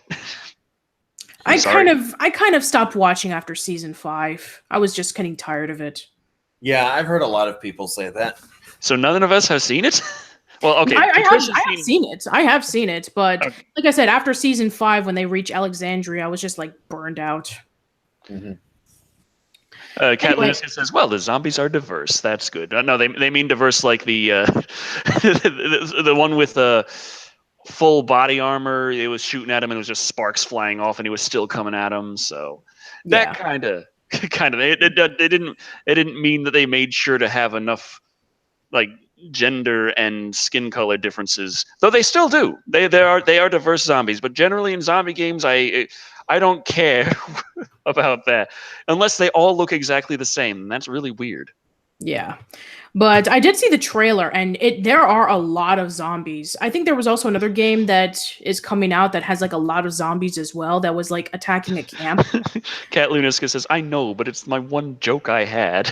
Aw.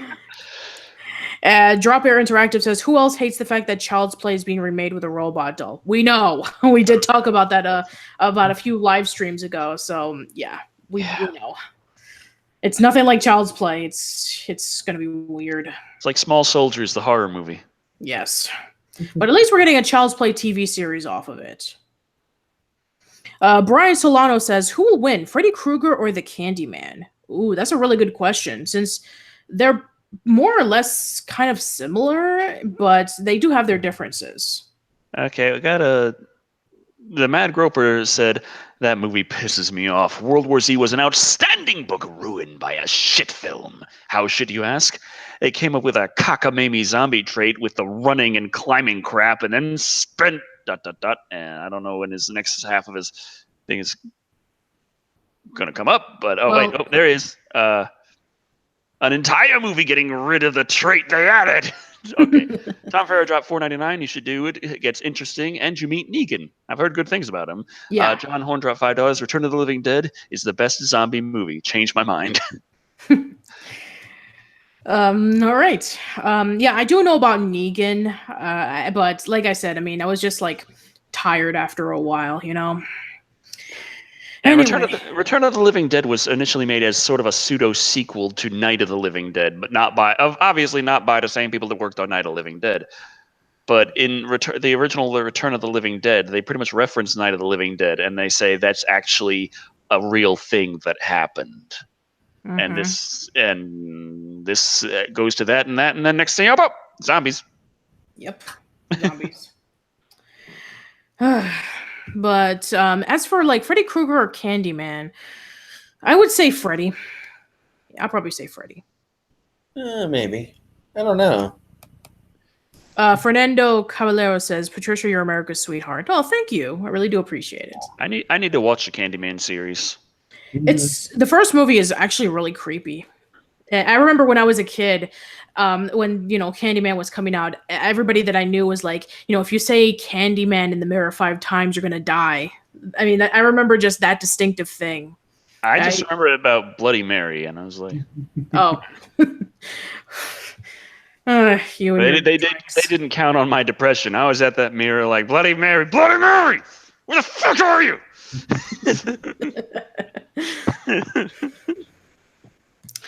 Speaking of alcoholic beverages, I guess we can segue into our next article. So, Blockbuster.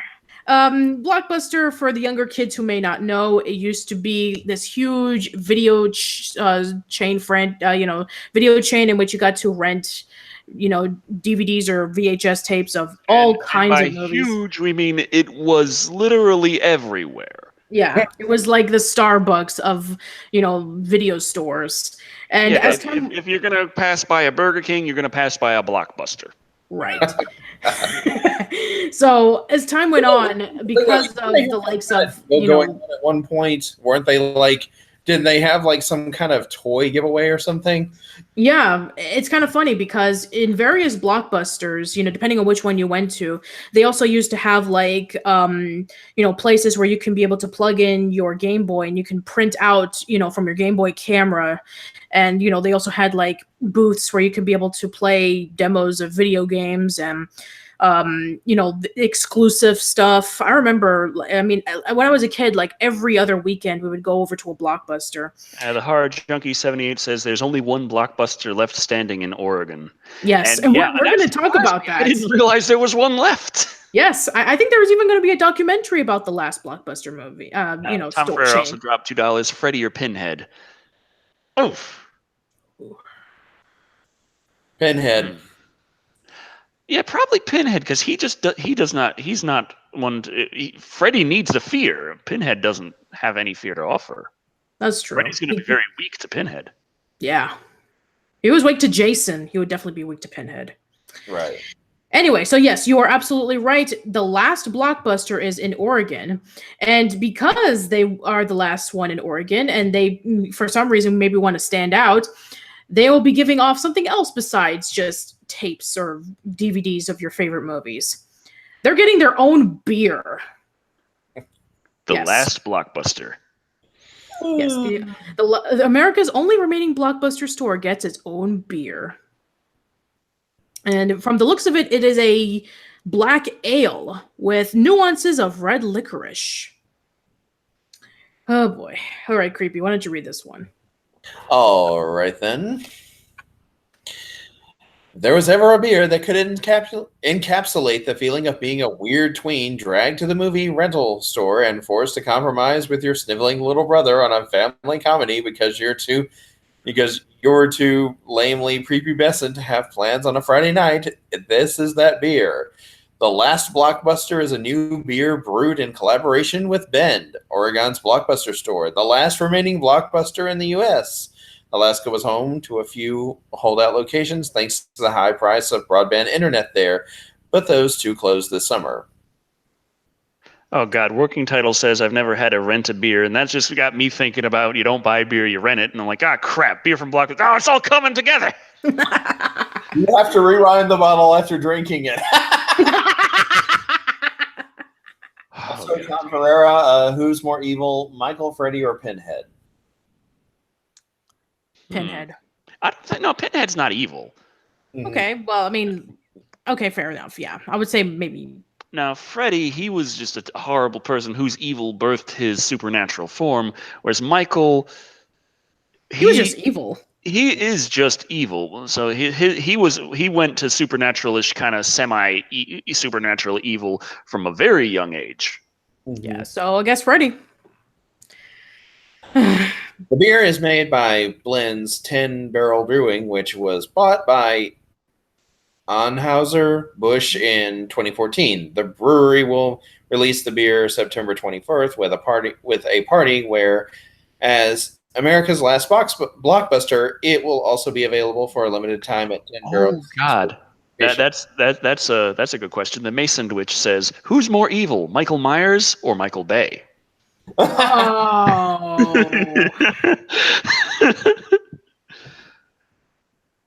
Oh God. Okay, that's going to be one for the ages. Yeah. Mm-hmm. Beer.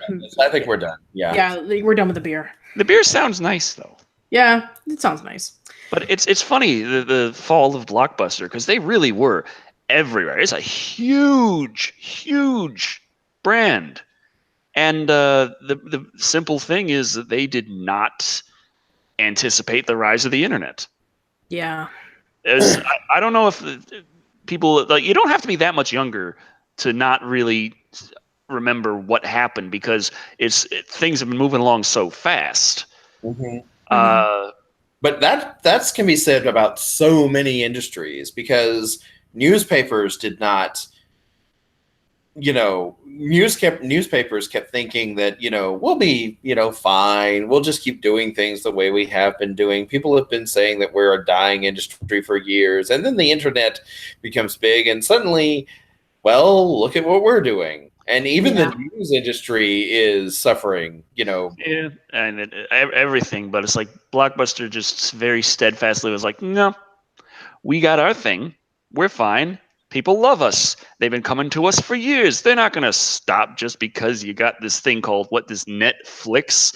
Mm-hmm. Who cares? Nobody knows who they are. It didn't exactly work out so well for them. Nope. No, it did not. Anyway, before we go into more of our discussion, the Twitter poll has just concluded. So let's see, which horror franchise would they rather see a killer TV/Netflix series? So that is an interesting little upset. Things have been shifting around quite a bit, but it actually changed from the overall final results are a bit different than what I was seeing a little ago. Yeah, it's been, from what I've been following over the past 30 minutes, it seemed to be getting really close, but in the end, it did get pretty close. So, according to the poll, 34% wish to see Resident Evil, 30% wish to see Alien vs. Predator, 20% wish to see Hellraiser, and 16% wish to see Killer Clowns from Outer Space. So, yes, Resident Evil is our winner. So let us see what everybody else said about the poll, and I just lost it because I'm an idiot. Come on, click on it. No, we're not. There we go. Okay, so Suicide Pretty says, I say Hellraiser if it's an anthology type series like the old Friday the 13th. Our Bunny 101 says, I think all 4 would be excellent, honestly, but Killer Clowns needs more love. TravDog01 says, little did we know what he was doing, what he's doing, what's in second place. Sanjuro Gels says, Hellraiser, they keep it interesting by putting the lament configuration in many dangerous situations. Also, they could follow Christy Cotton becoming a Cenobite. Potter Pals 14 says, I would like The Thing to be a Netflix show. That would be interesting. Mm-hmm. Black Moon Rose 13 says, I think Resident Evil, if it's done in animation, 3D, 2D, don't care, and actually had a research done on the games and actually had effort and love, like Castlevania. But I want some effort in a Resident Evil thing, please, or Silent Hill, but that wasn't on the list. Silent Hill would also be really good, too. A Martindale Film says, the correct answer is Martyrs? I don't know. And AVP, Venom5673 says, AVP would be garbage, but it would be entertaining. Also, in the chat, Corey2000, I think, said that Blockbuster had the opportunity to purchase Netflix, but they decided they weren't worth the asking price. Oh, maybe they should have taken on that offer. Quite possibly. Okay, let's see what we got. Working Title says, Blockbuster was shit to customers and people had to abide because there was nowhere else to go and they thought that was company goodwill. Yeah, because I remember not only was there Blockbuster, but there was also Hollywood Video and also local mom and pop video stores. When you're on the top, you tend a lot of companies on the top. They just tend to treat they forget about treating customers well. It seems. As we got the whole thing right now with Sony and crossplay. No, everyone else is doing crossplay. We're not going to participate. Screw you guys. We have the top console right now. But then again, when Microsoft was gearing up to be in the lead with the Xbox One, sort of, that's what they were anticipating. Because at the time, the Xbox 360 had did a slightly better overall than the PlayStation 3. So they're like, hey, we can do really well out of this. The first thought was, we're going to fuck you so hard and you're not allowed to sell used games. We're actually saying this before we release the system. Fuck you. And, of course, Nintendo, when they were king in the 16-bit era, oh, that's a big fuck you to everyone. 999 from Tom Ferrero, who said, I love to see a Nightmare on Elm Street series. They did have Freddy's Nightmares. Yeah, that existed, not really in the sense of, like, there was a Nightmare on Elm Street series and a Friday the 13th series, but neither of them involved Freddy Krueger or Jason Voorhees, really. Freddy Krueger did appear in Freddy's Nightmares, but he was more of a narrator, like the Crypt Keeper. Fair enough. And Douglas Penson says, does Skinamax still exist? I have no idea. Yeah. I don't think so. I don't think so. Nah, I don't know. The internet takes no prisoners. Yeah. All right. So let's move on to some other stuff. I guess we can move on to some sequel news, because everybody loves sequel news, right? So Corey 2000 says again, Nintendo could have had the PlayStation if it didn't screw Sony. Which the PlayStation was originally designed as the Nintendo PlayStation, a CD system for Nintendo. yeah. Then they're just like, okay, fuck you, which would have prevented Xbox from existing. He says, but also the Xbox was sort of the fallout from Sega of Japan fucking over Sega of America. They were just not doing good things. Mad Groper 499, Blockbuster went out of business because you bastards never rewound your tapes. Remember, kids, be kind and rewind. All right, so sequels. So there have been talks about a remake of Big Trouble in Little China for a long time, and I'm sorry. No. Kevin Cardine says people were so used to how crappy the internet was in the 90s, they passed it off as a fad. And that does remind me when the internet was first, like, people were first kind of making it and being like, hey, we can do some stuff here. A lot of the big companies at the time, I can't remember exactly, it's like the ones that could have just said, no, we own this, we control it. A lot of them like came in like, hey, what you got going on here? Let's see what this is. Is this something that can replace the telephone or the TV? And the people trying to put it together and just give a demonstration of what exactly they're capable of. They got the computers hooked up in the little network with the server. And in the middle of the demonstration, the server crashed. And so they all were like, we got nothing to worry about here. And they left. At least that's how the story goes, as I remember it. Yes. Anyway, so Big Trouble in Little China, there were talks of a remake of it. But according to this particular article, they're saying, no, it's not a remake. It's going to be a sequel. And it's going to have Dwayne Johnson in it because it seems like Dwayne Johnson has been in almost every single action movie that there has been. So, he's been so it's, whose turn is it? Is it Creepy's turn? Sure thing. All right, then. Okay, where we go. Like many of you guys out there, one of my favorite cult classics on the block is director John Carpenter's Big Trouble in Little China, starring Kurt Russell. And like many of you out there, I was immediately more than a little hesitant when I heard that Dwayne "The Rock" Johnson was set to produce and star in a remake of the flick.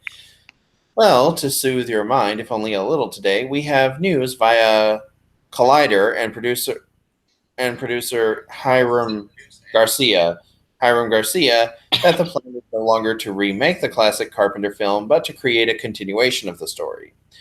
Producer Hiram Garcia says, there's a lot of things going on with Big Trouble in Little China. We are in the process of developing that, and let me tell you, the idea is not to remake Big Trouble in Little China. You can't remake a classic like that.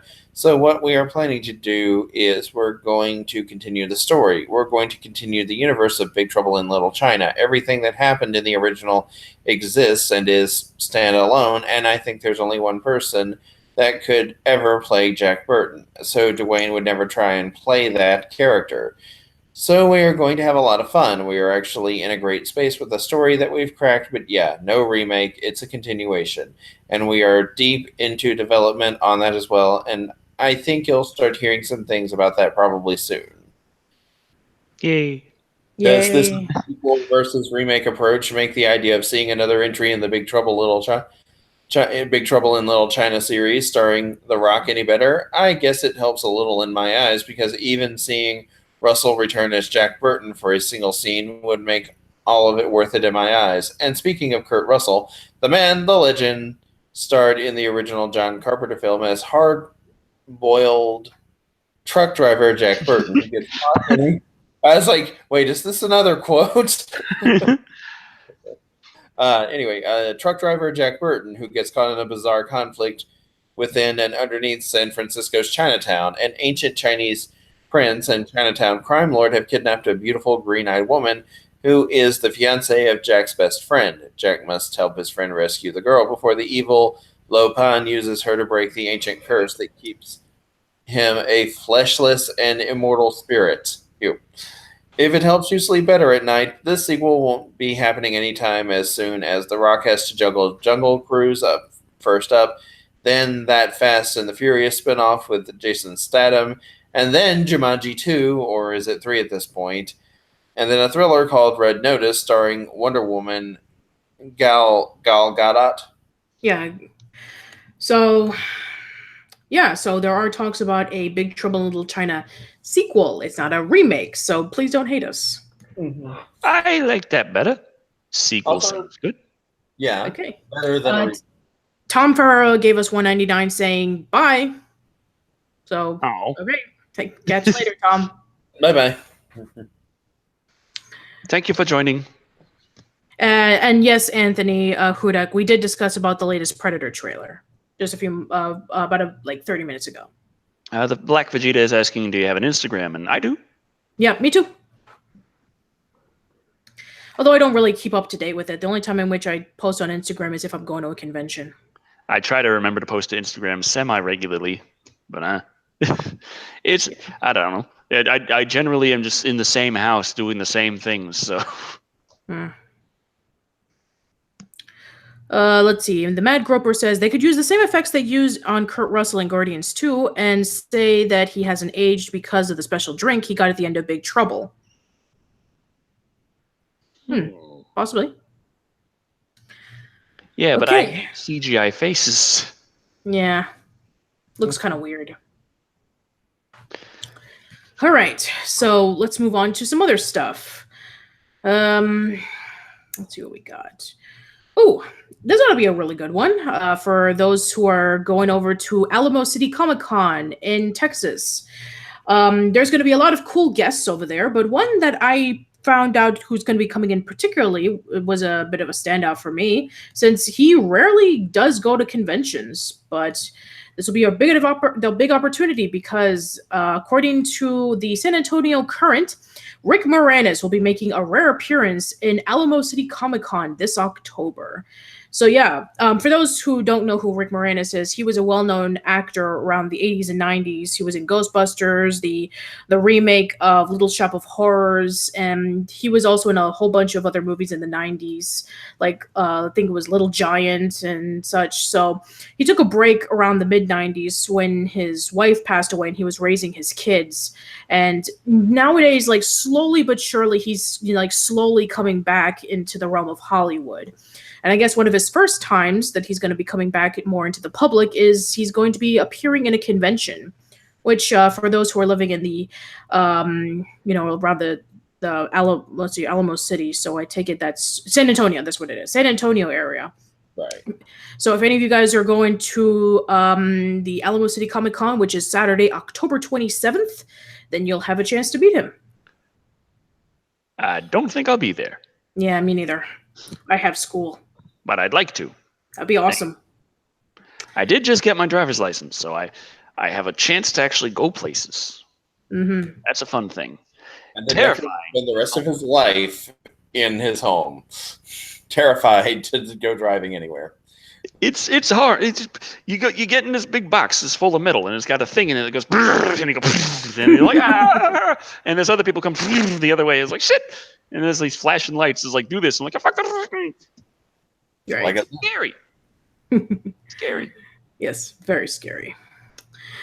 And now everybody's just like quoting, various movies. Spaceballs, feed me, Seymour. Oh yeah, that's right. Honey, I Shrunk the Kids. That's also another one.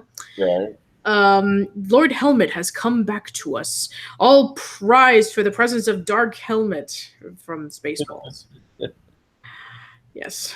So, yeah. So, what was I going to say? Yeah.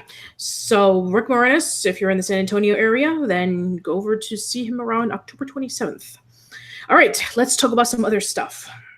Yeah. All right. Now, this one is going to be really cool because we did discuss about this a handful of times over the last few months. We talked about the Suspiria remake, and that's going to be coming out sometime this year. And as of a few days ago, they have just released the trailer for it. So let me just pull out the article. Suspiria, classic horror movies remake. New trailer gives you nightmares. Matt Groper dropped $2 saying, congratulations, Decker. Thank you. All right. So I guess it's my turn. While Dario Argento might not be a household name among horror fans, he is one of the most revered directors of the past few decades. Classic movies from the 70s and 80s, such as Deep Red, Inferno, and Tenebrae, combine strange dreamlike plotting, gory violence, and incredible visual style. They are so distinctive that it's taken until 2018 for anyone to attempt to remake one. But in October, the long-awaited remake of his 1977 masterpiece Suspiria hits theaters, and a new trailer has arrived. Suspiria is directed by Luca Guadagnino, known for his dramas such as last year's Oscar-winning Call Me By Your Name. The Suspiria remake stars Dakota Johnson as an American girl who comes to Berlin in the 70s to study ballet and discovers that her dance school is in fact a home for a coven of witches. What the? I'm just confused by that title. Call Me By Your Name. It's like, I'm just like, hey, Decker, get over here. I'm looking at it like, wait, what? Decker, you gotta get over here right now. Ah! Yeah. Sorry. Let's see. The new trailer is very dark and spooky with a few nasty bits and a score composed by Radiohead's Tom York. Check it out above, which there is a link to the trailer on the description box below if you're interested in checking it out. Let's see, what was I going to say? Oh, yeah. By the way, Call Me By Your Name is actually a romantic drama. So I guess, I guess it makes sense if you're like, if it's a coming of age romantic drama, it's like Call Me By Your Name. I guess it's in that term. Why would you be calling me by your name? Is what I want to. Are they the same name? I don't know. The movie stars Tilda Swinton, Chloe Grace Moretz, and Mia Goth, and it hits theaters on October 26th. Last month, Guadagnino spoke about his experiences of showing the movie for the first time to one of his friends, Pulp Fiction director Quentin Tarantino. We've been friends since our jury duty at the Venice Film Festival. I was nervous but eager to hear his advice. We saw it at his place, and his reaction warmed me. He was enthusiastic about it. In the end, he was crying and he hugged me. Because it was a horror movie, but it was also a melodrama, my goal was to make you look at horror without being able to take your eyes off the screen because you're captivated by the characters.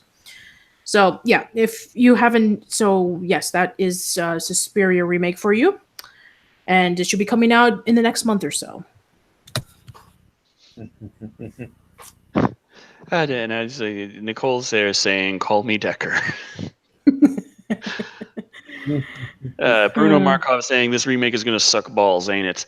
I don't know. I can find out, though, because Patricia got me Suspiria, like the original Suspiria. Yes, I did get that for him for his birthday. I tried ripping that at my desktop before coming back to the new place, and then I went back to my desktop, and I ended up ripping it in Italian. And then I was like, okay, it said English, and then I go into the options, and I go down the drop-down menu, and I was like, English, English, or English. I'm like, oh, that's just great there.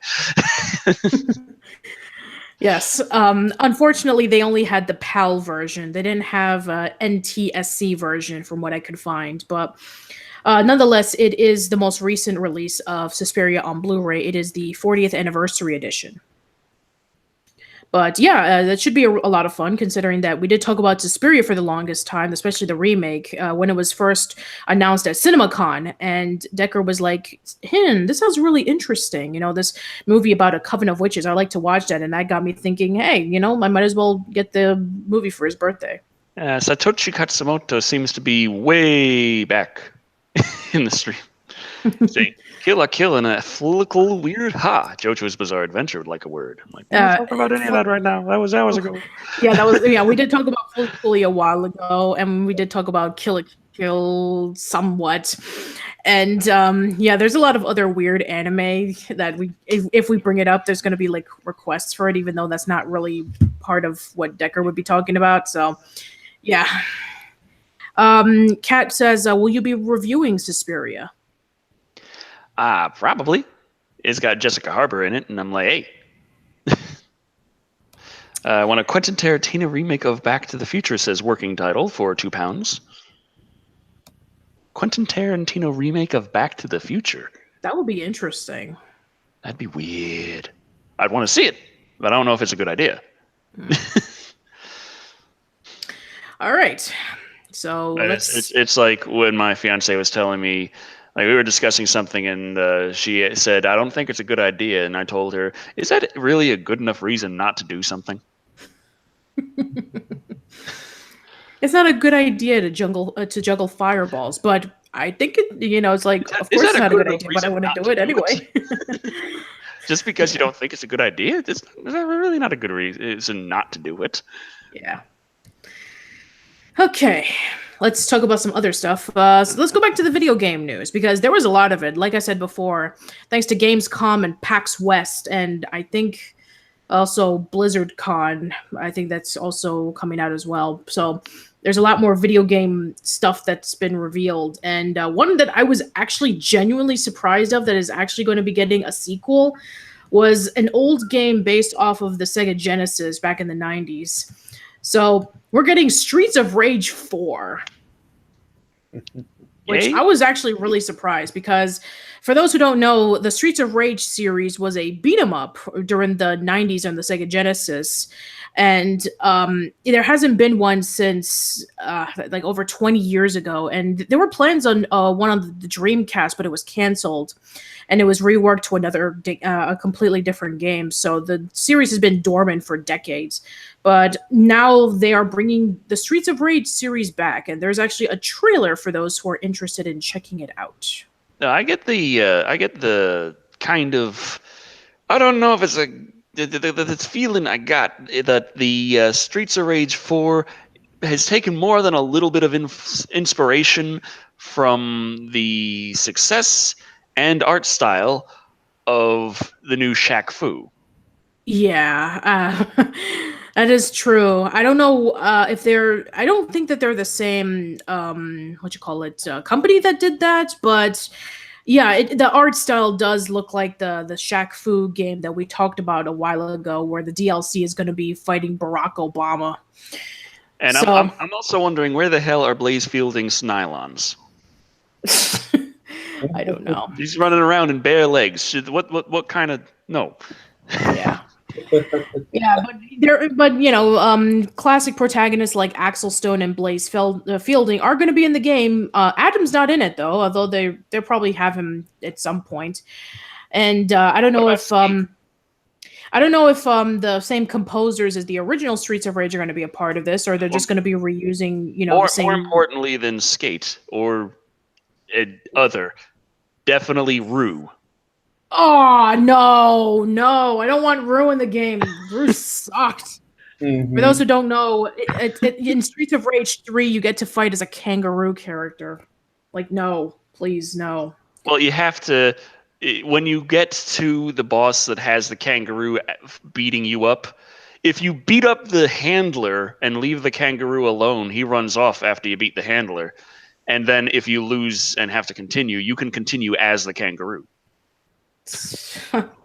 Seriously, it's kind of like really weird. I guess Tekken would also kind of like do the same thing, in which they would have like obscure and strange characters in their fighting roster, like Gon, this little dinosaur, and then there's the panda bear and the dinosaur. But yeah, but at least it had like. It was like almost like a little joke character. It was like something that you play around with for fun. But yeah, I mean, the Streets of Rage 3, you had a kangaroo protagonist. It was weird. But yeah, no information about what the story is going to be about or when the game is going to be coming out. But yeah, it should be really interesting. The kind of frustrating thing to me is, as nice as this looks, of course, it just on a basic appearance does seem to take a lot of inspiration from the new Shaq Fu, and I can't help but feel that if Streets of Rage 4 for Dreamcast actually was completely made, and the person in charge didn't walk by wonder, what's this Streets of Rage thing? Why is there a 4 next to it? Is that a game series? I've never heard of it before. Cancel that game. Mm-hmm. If that game was actually made, even for the Sega Dreamcast, I feel like it would have been more technically impressive than what we're looking at with the current Streets of Rage 4. Sure. Daniel DB631 says, ever since Rue left Kanga's pouch, he really took to a life of violence hard. And Jose Buenrosto says, the 100 Acre Woods are hard and unkind. Yeah. Yes, and we already did this, and Douglas Pinson, we already discussed about Negan on Tekken 7 in the last live stream. Darth Necrosis says it'd be funny if they didn't have a kangaroo but a velociraptor instead. That would be pretty awesome. I'm thinking of the raptor you could play in Jurassic Park and Jurassic Park Rampage Edition on Sega Genesis. Just have that kind of control, just running around and jumping on people and ripping them apart. That'd be cool. Right. All right. So more video games that are going to be coming out. So not only are we getting a Streets of Rage 4, but Capcom announced that there's going to be a remastering. So they've been doing really well in terms of like Mega Man 11 and such, and bringing that back to relevancy. And so they're going to be bringing back a remastered version of one of their most well-known franchises, the Onimusha series, more specifically the first game in the series, Onimusha Warlords. Hoi. So, yes, hoi. Capcom is remastering and re-releasing Onimusha Warlords, the first title in an action series that came out in 2001 on the PlayStation. It'll be coming out on PS4, Xbox One, Switch, and PC on January 15th for $19.99 via digital storefronts. But yeah, so it's pretty much the same game, except it's just a remastered edition, which is actually pretty cool because I remember the Onimusha series, and my cousin was like obsessed with it. Then again, he was pretty much obsessed with anything ninjas or samurais or of the sort. Right. So yeah, have any of you guys ever played out of the Onimusha series? I have a little bit. All I can remember is a few articles around when it came out. I didn't actually play any of the Onimusha games. They were pretty fun. A lot of fun. Devin Cooper says Onimusha 1 is literally Resident Evil with swords. Originally, it was supposed to be that way. There were supposed to be a case in which, like, it was supposed to be like the original Resident Evil, but if it took place in a Japanese, one of those Japanese houses, and you basically just run around and you fight off zombies. But they felt it was just completely different from Resident Evil, and so they changed it into Onimusha. Very similar to how a lot of games where it started off as a Resident Evil game and then didn't diverged a bit, and they're like, okay, different game now. Yeah, same thing happened to Devil May Cry, in which that was supposed to be Resident Evil 4, but they felt it was too flashy and it was not scary, so they changed it to that. And speaking of which, we are getting another Devil May Cry game, which we did talk about a while ago. Devil May Cry 5, instead of continuing off from the reboot series. So yeah, the juggling an enemy in the air with your guns was originally a bug in Alpha Resident Evil 4. Yes. Right. Satoshi Katsumoto says, never heard of this, and I am disappointed in that. Yeah, that would have been awesome if you were to have a Resident Evil game where it took place in Japan and you just slice zombies with a sword. That would have been cool. Douglas Pinson asks, what is Patricia's favorite horror game? Oh, that's a good question. I've played a lot of Resident Evil games. I've never played any of the Silent Hill games, so I probably just... That's really tough because I remember when I first played Resident Evil. It was back in '96. I was over at my grandmother's house. My cousin was there, and he was playing that shortly after watching an episode of Dragon Ball Z. And so then he popped in Resident Evil, and the first level that I recall was him going over to the basement where the sewers were, where the giant alligator was. And I remember that. I also remember Resident Evil 2. I'd never seen 3. Played a lot of 4. Never got around to... I did play a little bit of 5 and 6 with the multiplayer. Never played through 7. So that's really tough if I were to choose like a favorite horror game. One of the Resident Evil games. I don't know which one, though. It's been a long time since I played any of them. I'd go with the second one. Second one's really good, by the way. Scott I can't wait for the Yoshihara is asking the same question to me in Creepy. Oh, no? Our favorite horror game. Actually, believe it or not, as much as I like the early Silent Hill games for horror games, I would go with the early Resident Evil games for horror games. I'd go with Silent Hill, specifically Silent Hill 1 and 2.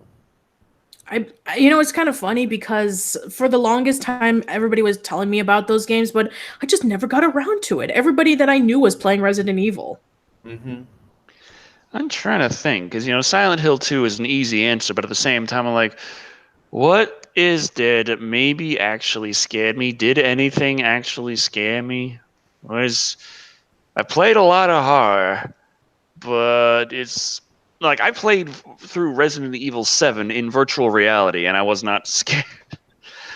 I think when you got on the boat and things were a little creepy and like dark and like I was really appreciating how everything looked and I was like, "Yo, this is really nice." But still, you got all the popping in your face, screaming, and I was like, "Yeah, that's not scary. What are you doing? Why even trying?" Mm-hmm. But yeah, I'm having a real hard time trying to think of something in the horror video game scared me. Mm. Some people are saying in the chat, Silent Hill, Resident Evil 2, let's see, Fatal Frame. That's a good one. I didn't play Fatal Frame though. Probably should have. Mm-hmm. Let's see what else. I'm just reading through the chats again. I know Fatal Frame 2. When I was younger, my brother and I had Eternal Darkness, but he's the one who sat there and played it all the damn time. I didn't get to play it. No, the Master of Gamer 901. No, Five Nights at Freddy's. System Shock. That's also a good one too. Dead Space. That's also good. I wasn't too impressed with Dead Space when I started playing, and I played about 2 hours worth of it, and I was just like, "This is it." I mean, I know there's probably a lot more when you get further in, but at the same time, I was just underwhelmed. I was sold on it being this, oh my god, so scary and all this stuff, and I was just like, yeah, this is okay. That's fair. Okay, so you got a limb cutting off system. I can tell, because what other sense does it make that I have to cut off the limbs of my enemies to kill them? That's just.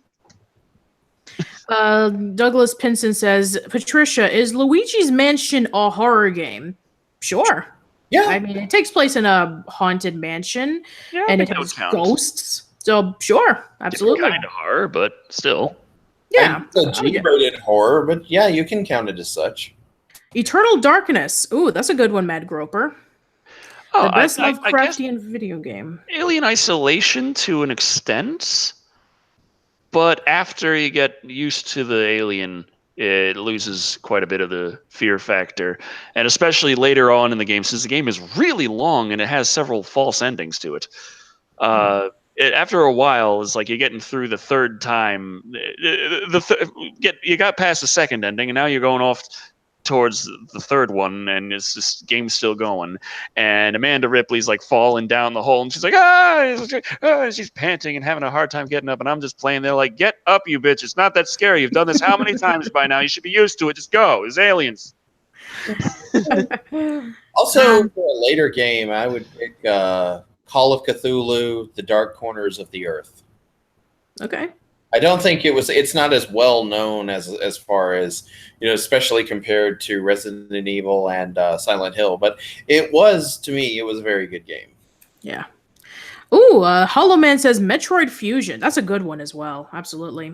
Definitely not like scary, but I love the moody atmosphere, especially when you have the SAX's footsteps just like creeping by throughout the corridors. Yeah. Let's see what else. Patricia, will you play the Resident Evil 2 remake? Sure. When it comes out, absolutely. I'm looking forward to it. Spicy Boy says, only real ones remember Decker playing AVP. Alone in the Dark. That's a good one. Amnesia Dark Descent. Nice. I'm trying to remember me playing AVP. I know it's on YouTube. I just can't remember. That was a while ago. That was even before you had your YouTube channel. No, I had. I mean, the video gaming YouTube channel. I mean, that's what I meant to say. Yeah. Oh yeah. Yeah, this was when that was just on my only channel at the time. Yeah. So yeah, you did play that a while ago. Does Majora's Mask count? It does have scary moments, but it's not like a horror video game. It's still a fantasy game. Just has like a really creepy, eerie mood with the fact that in 3 days everybody's gonna die by this gigantic moon with a face that's really frightening. Right. Yeah. So, Fatal Frame, someone mentioned it. That's a very good series. Yes. Oh boy. All right, let's move on. Let's see. Ooh, speaking. I guess while we're in the subject of video games, Alien Trilogy on PS1. Alien Trilogy was such a good game. never I had played it on it. Saturn though. Yeah. Oh. Never played it. Anyway, so moving on to something else, and I know that a lot of Chrono fans have been crying over this. So, Chrono Break was supposed to be a video game that was a continuation off of the Chrono series, but was canceled because a lot of their sources went to another game, and then it pretty much just fell through. So the creator of the indie game Owlboy, which is sort of like a Metroidvania-esque kind of game where you explore and you play as a owl creature, he actually made a mock-up trailer to Chrono Break, and it's gotten everybody just wanting to see an actual Chrono Trigger sequel. So very similar to when we showed off the video of Nathan Fillion as Nathan Drake, Simon S. Anderson made up a trailer, a mock-up trailer to Chrono Break. And let's see, yeah. Chrono Break was an unannounced canceled game in the Chrono series. As Final Fantasy XI ramped up and required more work than Square Enix predicted, Chrono Break was canceled to move resources to the MMORPG, with the rest of the team leaving the company to go freelance. And all the trademarks in the game has since expired, and Square Enix has not indicated any plans to bring the game back or continue the Chrono series until or unless they change their minds. This hypothetical mock-up is all we got, and it looks great. And I looked it up, and it does look amazing, by the way. Right. Any Chrono Trigger like fans, about a minute long, but yeah, very nice pixel art. it is very beautiful, by the way. Absolutely. Kevin Burdine says Dead by Dawn was a game, right? And I believe Dead by Dawn is Evil Dead 2. Dead by Daylight is a game. Mm-hmm. Yeah. I don't know about Chrono Cross. I mean, I've never played it, to be quite honest. So as for Chrono Trigger, I remember playing that a long time ago, and it's a really good game. I would have liked to have, seen the Chrono series expand, but I guess due to the fact that Square Enix was focusing on Final Fantasy XI, which was an MMORPG series, they wanted to, put on that because I guess Final Fantasy was a bigger priority than Chrono Break, which I guess because nowadays Hironobu Sakaguchi has left Square Enix and has his own video game company. I don't think we're going to be seeing another one anytime soon. I mean, they're still working on Kingdom Hearts 3. So, Right. Oh boy. I've been hearing about Kingdom Hearts 3 for how many years now? I'm just like, too many. Just finish it. Just finish it so I can spend the next 20 years hearing about Kingdom Hearts 4 development. Oh god, we're gonna be in the next 20 years. We're gonna be hearing a lot about the development of the Final Fantasy VII remake, and then there's maybe gonna be talks about Final Fantasy 16, which will probably be like something else. And God, who knows? Very true. Very. A Side of Salt says, Decker, can you do a Dead by Daylight video? I have the game like on several platforms, but I've never sat down and played it. Yeah. Oh, brother. All right. Well, while we're still on the subject of video game news, let's talk about a possible pitch for a video game. So, Cory Barlog, whom a lot of people know as the director of the God of War series, more specifically the most recent one, otherwise known as Dad of War, he was thinking about doing a pitch for a possible video game based off of the Man of Steel's Superman.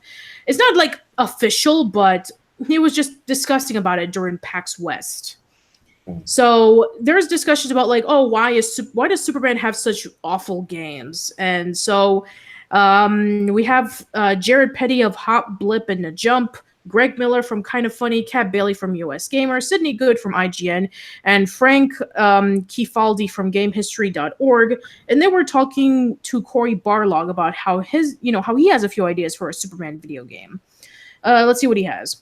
One of them is totally the obvious pitch of old man Superman as a kid, and he's trying to figure out how to teach him. That's just me leaning into my last game. Well, I guess an older Superman teaching his own kid about being Superman. So that's one. Like very, very Dad of War-ish. Second one, I really love the small... Yes, boy. The second one I really love is the Smallville television show, and I really love the idea of playing with this concept of persona.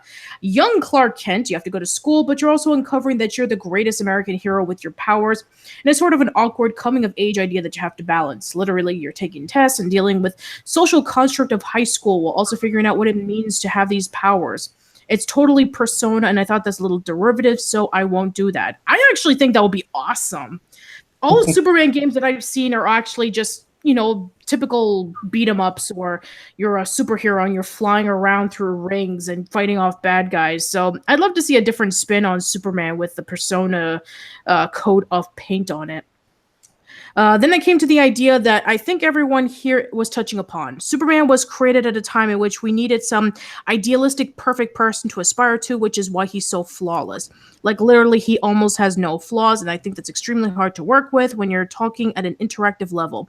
The one flaw, and I don't think it's really a flaw, is just as who we are as human beings is the idea of caring. I think the best thing you could do with Superman is kind of to explore the psychology of what it would be like to be a person who slowly begins to realize he can't save everybody. You begin the game and you're able to hear a little bit. Maybe he's a little younger, or maybe he's just starting a little bit later in life. But the idea is you begin to hear as the player says help. You're not helping Superman. You're not Superman yet. Nobody knows about Superman. But then you start helping people and you build up the reputation and you start to hear help, Superman. And then you hear more of these helps from all around. As the game progresses, you do good things. More and more people are aware of you. They start following you at Twitter at Superman, and everyone starts asking you for help, and that's where it starts to unravel. Interesting idea. As a Kryptonian and as a human being a little bit, he has no capacity to sort of manage this. I don't know if it's some sort of brain where you have no filter, whether you take everything the world in, that's who he is. He is taking everything in, when he chooses, or when you choose to save anyone in this game. Let's just say there are 4 people who need to be saved. At the best moments, as Superman, you could save 2. That means 2 who were not saved, and that weighs in on him. It's not the people he saved, it's the 2 people he didn't save. The crimes he couldn't stop, and they're suffering an act to it. The third act, Superman runs for president of the world. I'm talking Tommy Tiny Lister from The Fifth Element, who's like president of the Earth. He's through politics bringing everyone together. And, he's like going more and more into the game. And then he mentions this part. I would not have him flying. I would think he would have this ability to speed, so you would feel like you're playing a Flash game. And for me, that kind of loop would start you off and you wouldn't be able to fight anybody. You'd be taking things that are left sort of fisticuffs when you start to get your feet wet. But then the first baddie appears, and somebody who feels kind of an antagonistic force and feels kind of an easy as Superman would be, it would feel more like an origin story like Spider-Man 1 kind of feel. So, yeah, there's more discussions about, Cory Barlow going more in depth about what he would like to see in a Superman game, so you can go check that out. I think you're hurting Decker by reading this. Yes. I feel like the new God of War game, I kind of understand why it's such a massive departure from the old ones, and I think the reason it's fun is accidental.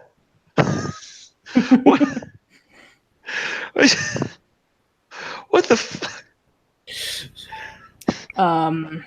Are you okay?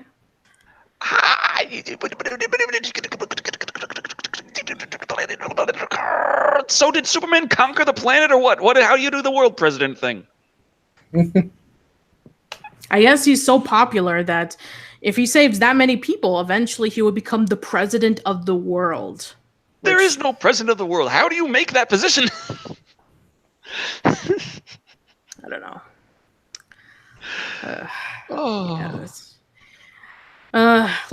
Lupo Chilo says Lex Luthor is behind this. Yes. The Madman says, I'd like Soups more if he wasn't so direct. I'd like more elaborate steel and foresight, e.g. Batman. I think the Superman does work well with the moral dilemmas and stuff. It's like, you bring across a world-destroying supervillain. That's not really much of a difficult decision for Superman to make. Done.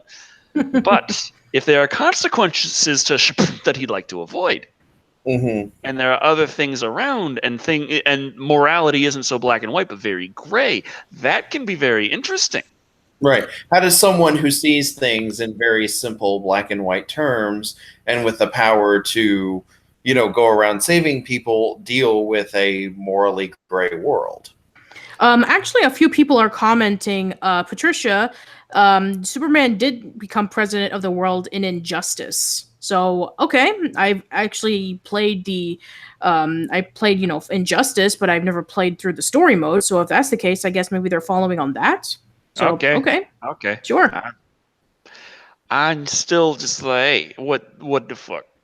Like, is he Clark Kent president or is he Superman president? I don't know. Because if he's Superman president, then we're getting into Saints Row 4 territory. Mm-hmm. Sure. All right, let's continue on. Let's take a break from the video game stuff, and let's go back into more upcoming horror movies. This one I actually thought was actually pretty interesting. A horror comedy, which you don't get a lot of those very often. So, Here we go. Chance the Rapper, who I take it is a hip-hop artist, will be making his feature film debut as a werewolf pizza delivery boy in the upcoming film Slice. According to the article, he's like the hottest name in music right now. I've never heard of him, but hey. Me neither. They got Chance. He's awesome, so go watch this movie. Right. Sure. All right, who wants to do this one? I'll do this one. Sure. Chance the Rapper is making his feature film debut as a werewolf pizza delivery boy in the upcoming film Slice. The upcoming horror comedy from A24 will be released later this year. I'm going to tell you a story about a ghost, a werewolf, and a pretty shitty pizza place. Just one line from the film's trailer will have you instantly intrigued. The upcoming horror comedy Slice is the first feature film project starring Chance the Rapper, and we finally have confirmation that it will debut by the end of 2018. Slice, which just released its official trailer, also stars... Oh, God. Everyone's like, pass, nope, pass. No, for the love of God, no. Pass with a capital P. Except for Gavin Pricklick over here, who says, no, I want pizza. Okay. Oh, God, that reminds me. In the town of Kingfisher, where a serial killer is... in the oven. You can't... Oh, man. You have pizza in the oven? No. We have it in the freezer. Bummer. Sorry. Slice is set in the town of Kingfisher, where a serial killer is stalking pizza delivery boys on the job. Chance the Rapper plays Dax Lycander. Subtle. Interesting name. A surviving pizza delivery boy who also happens to be a werewolf that resembles the suspected killer. Matters become drastically worse when it's discovered that the pizza place sits on the gateway to hell and unleashes more supernatural dangers. Dax teams up with fellow survivor Astrid to hunt down the real killer. Okay. There's more. Yeah. So that's the secret of the devil's food dessert. Of course. The campy horror will surely get a kick out of the premise, but the cast and crew behind the film should also impress. Chance the Rapper is currently one of the biggest stars in the world of music. The director and writer of Select. Everyone's still like, no, Decker, please, no. And Lachelle Butler's like, love cheesy horror. Yeah. Austin Valesi collaborated with Chance on a number of music videos and targeted him for the lead role of Dax. Zazie Beetz recently starred in Deadpool 2 as Domino and is also known for a role as Van in the FX series Atlanta. Darth Necrosis says, sounds like a shitty video game plot. The Madman says, this shit sounds like it was directed by Michael Bay. And Mark Zuckerberg said, how often does horror company work? Oh, the Evil Dead trilogy, Scream, Creepshow, Reanimator, From Beyond, Shaun of the Dead. Okay, I think we're done. I think we're like. I repeat, I never heard of this rapper. I think we're done here. Yeah. All right, let's talk about another. See, I liked it. I got myself a Supreme Pizza. And I don't know why it's just a plain cheese pizza with some lettering on it. It cost me $195, but. Jeez. Thanks. All right. Well, let's talk about another cheesy horror movie that's going to be coming out soon. So, it's not very often that we get to see a movie, focusing on Christmas. We have Black Christmas, we have Krampus. This time around, we're going to be having a movie. yeah, this one actually, I was like, really? So we have a So movie for everyone where who is screaming no at yes, at everybody Spice, was screaming no at the fact that Chance the Rapper is going to be playing as a werewolf who the delivers biggest name pizza. in the music industry right now, Chance the Rapper. Let's not forget, Yeah, he's really popular, guys. sure. Now we have Mrs. Claus sends Santa's wife on a murderous rampage, a low-budget horror movie about Mrs. Claus going on a murderous rampage. That's So. Ms. Claus. Oh, I'm sorry. Have you ever thought why we haven't had a horror movie where Santa's wife slaughtered a bunch of people? I never thought of it, but okay.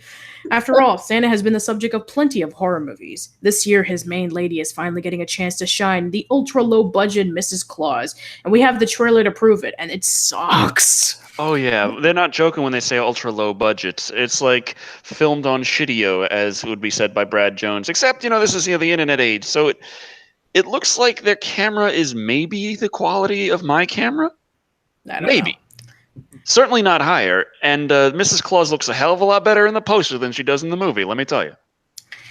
This thing may look totally schlocky, because it is, and like it was made for the amount of money one might find in their couch cushions, because it was. Yeah, I'm pretty sure that the camera who's holding it is probably also the writer and director.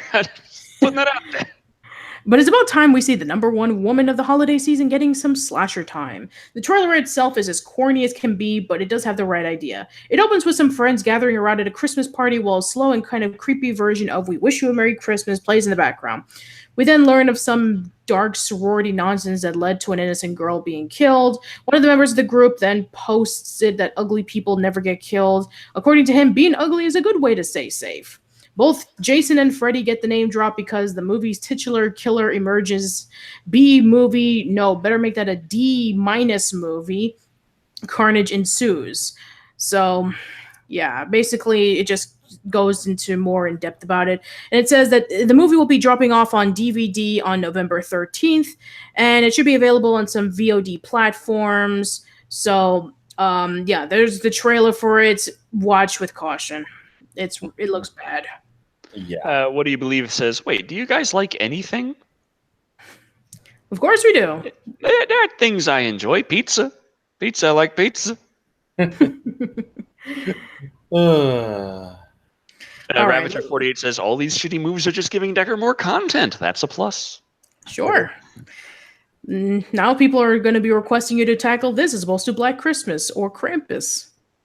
Time to break off of the monotony when it comes to holiday movies. The December of bad Christmas horror. Daniel DB631 says Decker likes Decker, which is why I ask people to call me by my name. I can't wait for the New Year's Eve review, going to be Christmas with the Cranks. All right, let's move on to some other stuff. Yeah. So let's tackle in from what looks like to be a really interesting horror movie. This one is a trailer that just came out last night from the looks of it, because that's when I found it. So let me just pull this up really quick. There we go. Okay, so Entertainment Weekly has released a trailer for an upcoming horror movie called Extremity. Oh, yeah. So this one looks actually pretty cool, and from the looks of this skeleton dude, it looks pretty freaky. So, is that skeleton wearing a clown outfit? I think so, yeah. So, Decker, why don't you read this one? All right. Director Anthony DeBlasi has brought us some of the more chilling and disturbing indie horror movies of recent years, including 2014's Last Shift, about a haunting at a police station. Now, the filmmaker returns with Extremity, a terror tale set in an extreme haunt. Extreme haunts are places that take the haunted house experience to the next level, de Blasi says. It's for people who want to be in a living horror movie. A lot of those places are almost like boot camps. People are torched, bound. There are no rules. A couple of them don't have safe words. There's no way out. It's a way for people to safely put themselves into a horror movie and feel like they're really at jeopardy. Extremity stars Dana Christina, Winona Earp, as a young woman named Allison who signs up for a trip to an extreme haunt called Perdition in the hope of exorcising her demons. She's looking for a release, and she's thrown into this environment which is totally not the right place for her, and it ends up triggering a lot of her issues, says de Blasi. I think the big thing that's interesting is, for a lot of these places, you don't know who you're inviting into your haunted house, you know. You don't know what that person, how that person may react to the experiences you're about to put them through. The cast also includes Japanese director Yoshiro Nishimura, while the masks worn in the film were designed by the late Simon Says, who created the iconic puzzle box in the original Hellraiser film. There are several hero masks in the film, which the villains wear, says de Blasi. These things look amazing on camera. And the director himself... And is the director himself a fan of extreme haunts? Not really, he says. I'm fascinated by the psychology of the people that run it and the people who want to go into it, but I have no desire to put myself through that. Extremity is written by David Bond and Rebecca Swan, and co-stars Chad Rook, Natalie Victoria, and Jay LaRosse. Dread Central Presents is giving the film a limited theatrical run from September 28th, and the movie will be released on VOD and Blu-ray October 2nd. Okay, and as always, there's a poster of it, which, again, you have the whole skeleton thing, and it looks pretty freaky. True. So, once again, if you're interested in checking it out, the trailer is on the actual page that you can go check out. So, yeah. The Batman says 7 out of 10, not enough $100 pizzas. Sure. But, the trailer, it looks interesting enough. It looks like it might be a decent horror movie. I don't know. It's hard to tell, really, but it doesn't look bad as the last two we looked at. Like, yeah. Slice was a horror comedy, so it's not trying to be super scary and everything. It looked high budget, but I'm still looking at it like, who the fuck are you, Chance, and why should I care? Yeah, and Mrs. Claus just look all sorts of, flaming garbage. Mrs. Claus looks like, I'm wondering how it got publicity, because no budget puts it lightly. Right. But hey, people making a little Mrs. Claus horror movie, bless them, put it out there, see how well you do, learn from it, keep doing projects. Yes. I don't think it's going to be a cult classic anytime soon, but hey, some things can surprise us, like Mana's Hands of Fate. Yes, absolutely.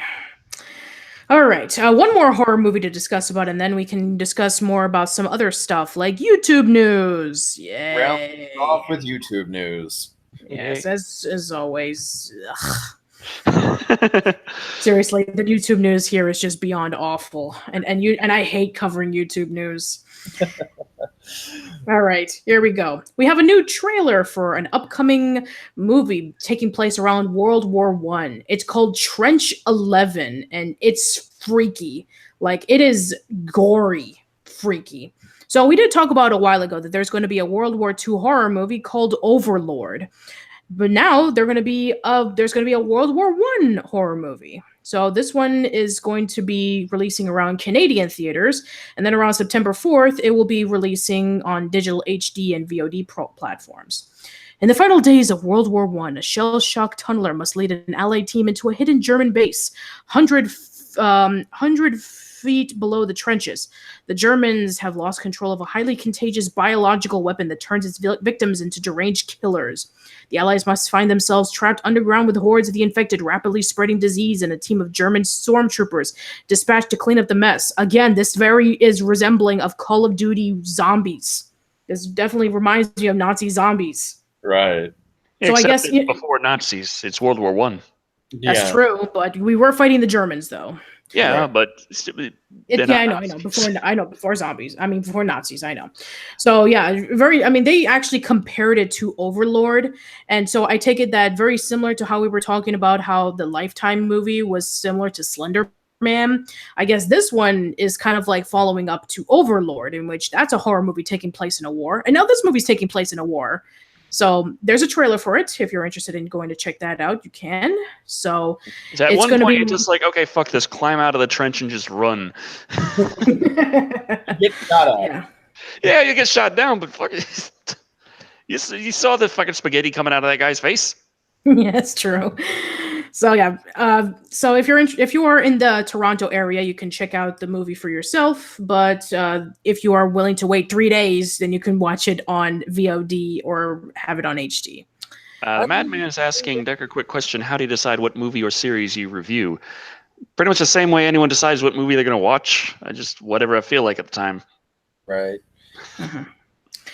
Okay, so one more video game news, and then we'll just end it with just disaster. Yes. So, this one is actually a really interesting one. It was actually the first one that I showed Decker when gathering up some stuff for Live and Wired. So, going back to Sega again, there was supposed to be a Sega Genesis game that was supposed to be released around 1994, but it was lost for many, many years. Now it has been refound, and they're going to be releasing it on PlayStation 4 and Vita on the first half of 2019. And the video game is called Project Hardcore. A Metroidvania game that was originally supposed to be published by Psygnosis on the Mega Drive, Mega CD, and Commodore Amiga, will finally see the light of day after never releasing at all. So, in 2017, thanks to some fortunate circumstances and with the help of some friends, Strictly Limited Games managed to locate both a copy of the original, and right now they're, making it, more modernized, and it should be coming out on 2019. So this should actually really be interesting. So we have a game that was lost for over 25 years, and now it's being released into the public again. It's not every day that we get to talk about a video game that was lost and then came back. I think the only time that I can think of is like Star Fox 2, but at least that was released online. Right. Though both Star Fox 2 and this had sort of similar reasons why they did not get released initially, and that happened pretty commonly then, because it's a lot of these games they were about done around the end of their console's lifespan. So the idea was, no, we keep moving forward. If we release this, it's not going to do well against all the stuff that's coming out on the next generation. So It costs so much to manufacture these. We're only selling it physical. So let's not manufacture any and just say, screw it, and shelve it. Right. Yeah. Maybe we'll start another version for the next generation. Probably not. Who knows? So that's kind of what happened with Star Fox 2. It came out at the end of the it was going to come out at the end of the Super Nintendo life cycle, but it just wasn't released. It was pretty much done, but they just didn't release it and put out Star Fox 64 instead. And of course, they just didn't release the original Earthbound, like the original, the Mother 1. Was finished on NES and translated entirely to English, was about to have an American release as Earthbound, and it was right at the end of the NES life cycle, so Nintendo did not release it. Right. And also another game big in the news recently, Shenmue. Originally, Shenmue was being made for the Sega Saturn. And if you look at the footage of Shenmue for Saturn, it's like one of the only games that really tapped into the actual potential of the Saturn. Saturn was a pretty powerful system. Problem was, it was a pain in the ass to program for. Yeah. And if you look at Shenmue, it could pass as a PlayStation 2 game. The Saturn footage of Shenmue. Yeah.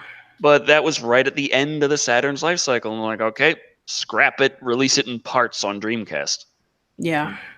Which I'm glad that we're finally getting Shenmue 3, but that game has been delayed until next year. So that was my rant for the stream. I'm glad I got that out. Right. I'm looking forward to this game. Yeah, me too. I'd like to play hardcore. Mm-hmm. All right, guys. Let's conclude our live stream with some YouTube news. And let's start off with level 1 of Dumpster Fire. So let's start off with some somewhat positive news, since we did talk about PewDiePie a couple of times over this live stream. One of them, being about like all the controversies. The second one, that he makes more money off of being a hat salesman than a YouTuber.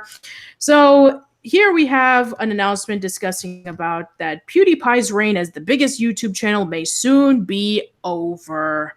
And I'm going to take the crown. Yes, Decker will take the crown. So yes, he will no longer. Pretty soon, he will no longer be the biggest channel on YouTube. Channel on YouTube. I'm tired. Yeah. Okay, so he uploaded a partially ironic video where he addressed the YouTube gossip that another channel will soon surprise his subscriber count. And which channel is it? T-Series, an Indian music production company that has been trailing, I can't pronounce PewDiePie's real last name, for some time now. Best known as a source for Bollywood music videos, T-Series currently has 59 million subscribers, about 6 million behind PewDiePie. According to YouTube tracker Social Blade, T-Series has been growing at a rate of 141,000 subscribers per day. And he tends to average about 29,000 subscribers per day.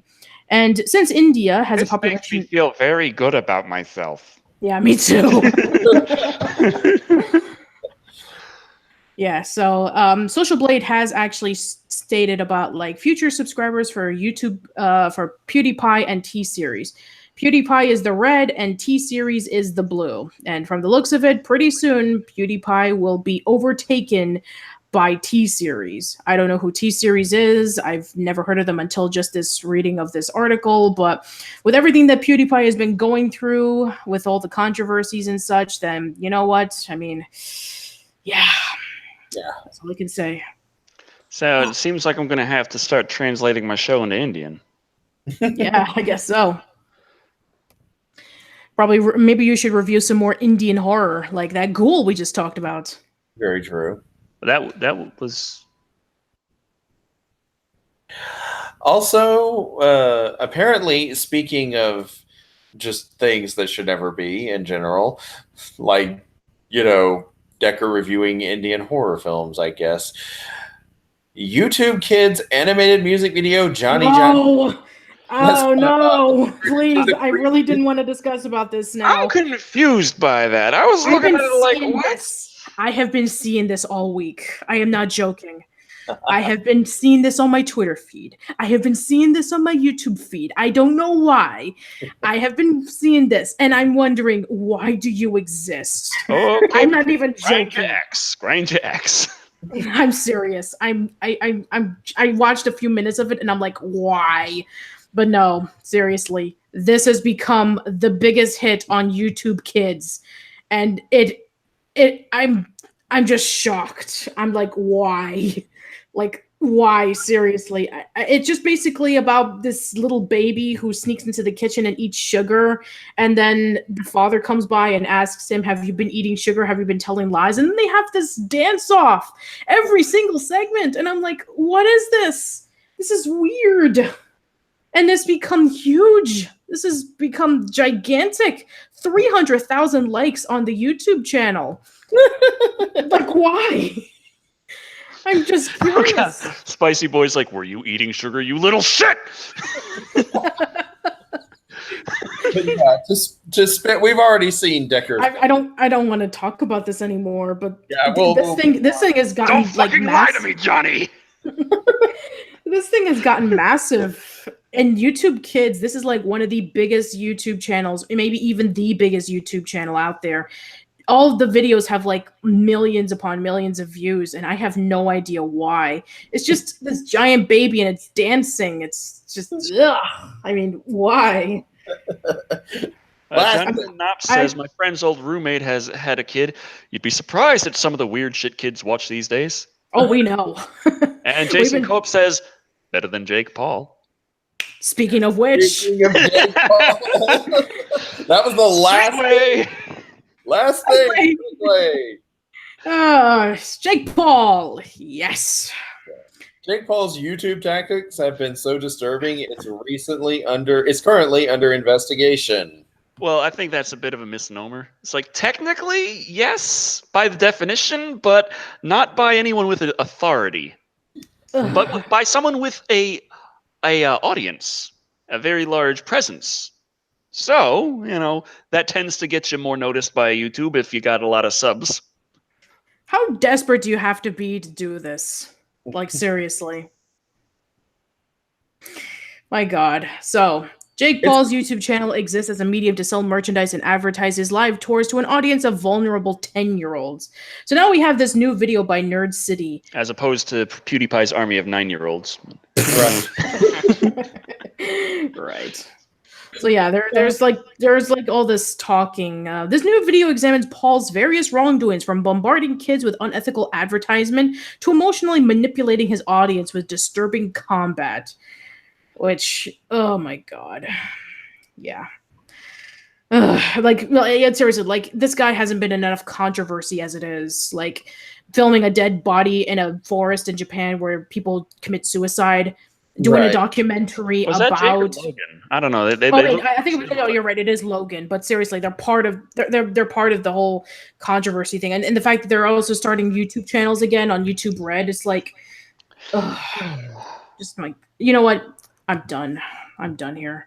Yeah. So yeah, the gist of the article is that one of the guys who digs through a lot of stuff with YouTube and tries to figure out certain things like how demonetization works, how the algorithm functions. They were examining Jake Paul's stuff and saying, okay, so technically, broadcast TV is legally bound to not do several things in terms of not. Taking advantage of the youth and just making them, just siphoning money from them. Mhm. Like, you can have a Pokemon TV show, but you can't advertise Pokemon like merchandise with the commercials on the Pokemon show. Right. Also, you can only have a certain amount of running time devoted to your advertisements versus your entertainment. Right. And whereas like something like 20% of the running time is maximum to have as advertisement on a broadcast kid show, something like 50% of the Paul's video is spent specifically plugging shit. Right. Yeah. So, yeah. And on All that right. horrible I note- don't think we can end it anything else unless Steven Seagal has found a way to be the peacekeeper between another country and America. Steven Seagal has been nominated President of the World. Oh, Steven Seagal is going to play Superman in a live action movie. Or he gets to punch people. We're done. We're okay. Yes, we're done. We're done. It's dark. I'm gonna have to bow out. But Okay. Yeah, seriously, we're done here. yeah, It's been fun. It's been fun. It's been a nice 3 hours. Yep. That's 3 hours. I want a pizza. Okay, I want chicken. So thank you for watching. Yes. So thank you all for joining and watching. Sorry. I've been Decker Shado. I've been Patricia. I'm that long-haired creepy guy.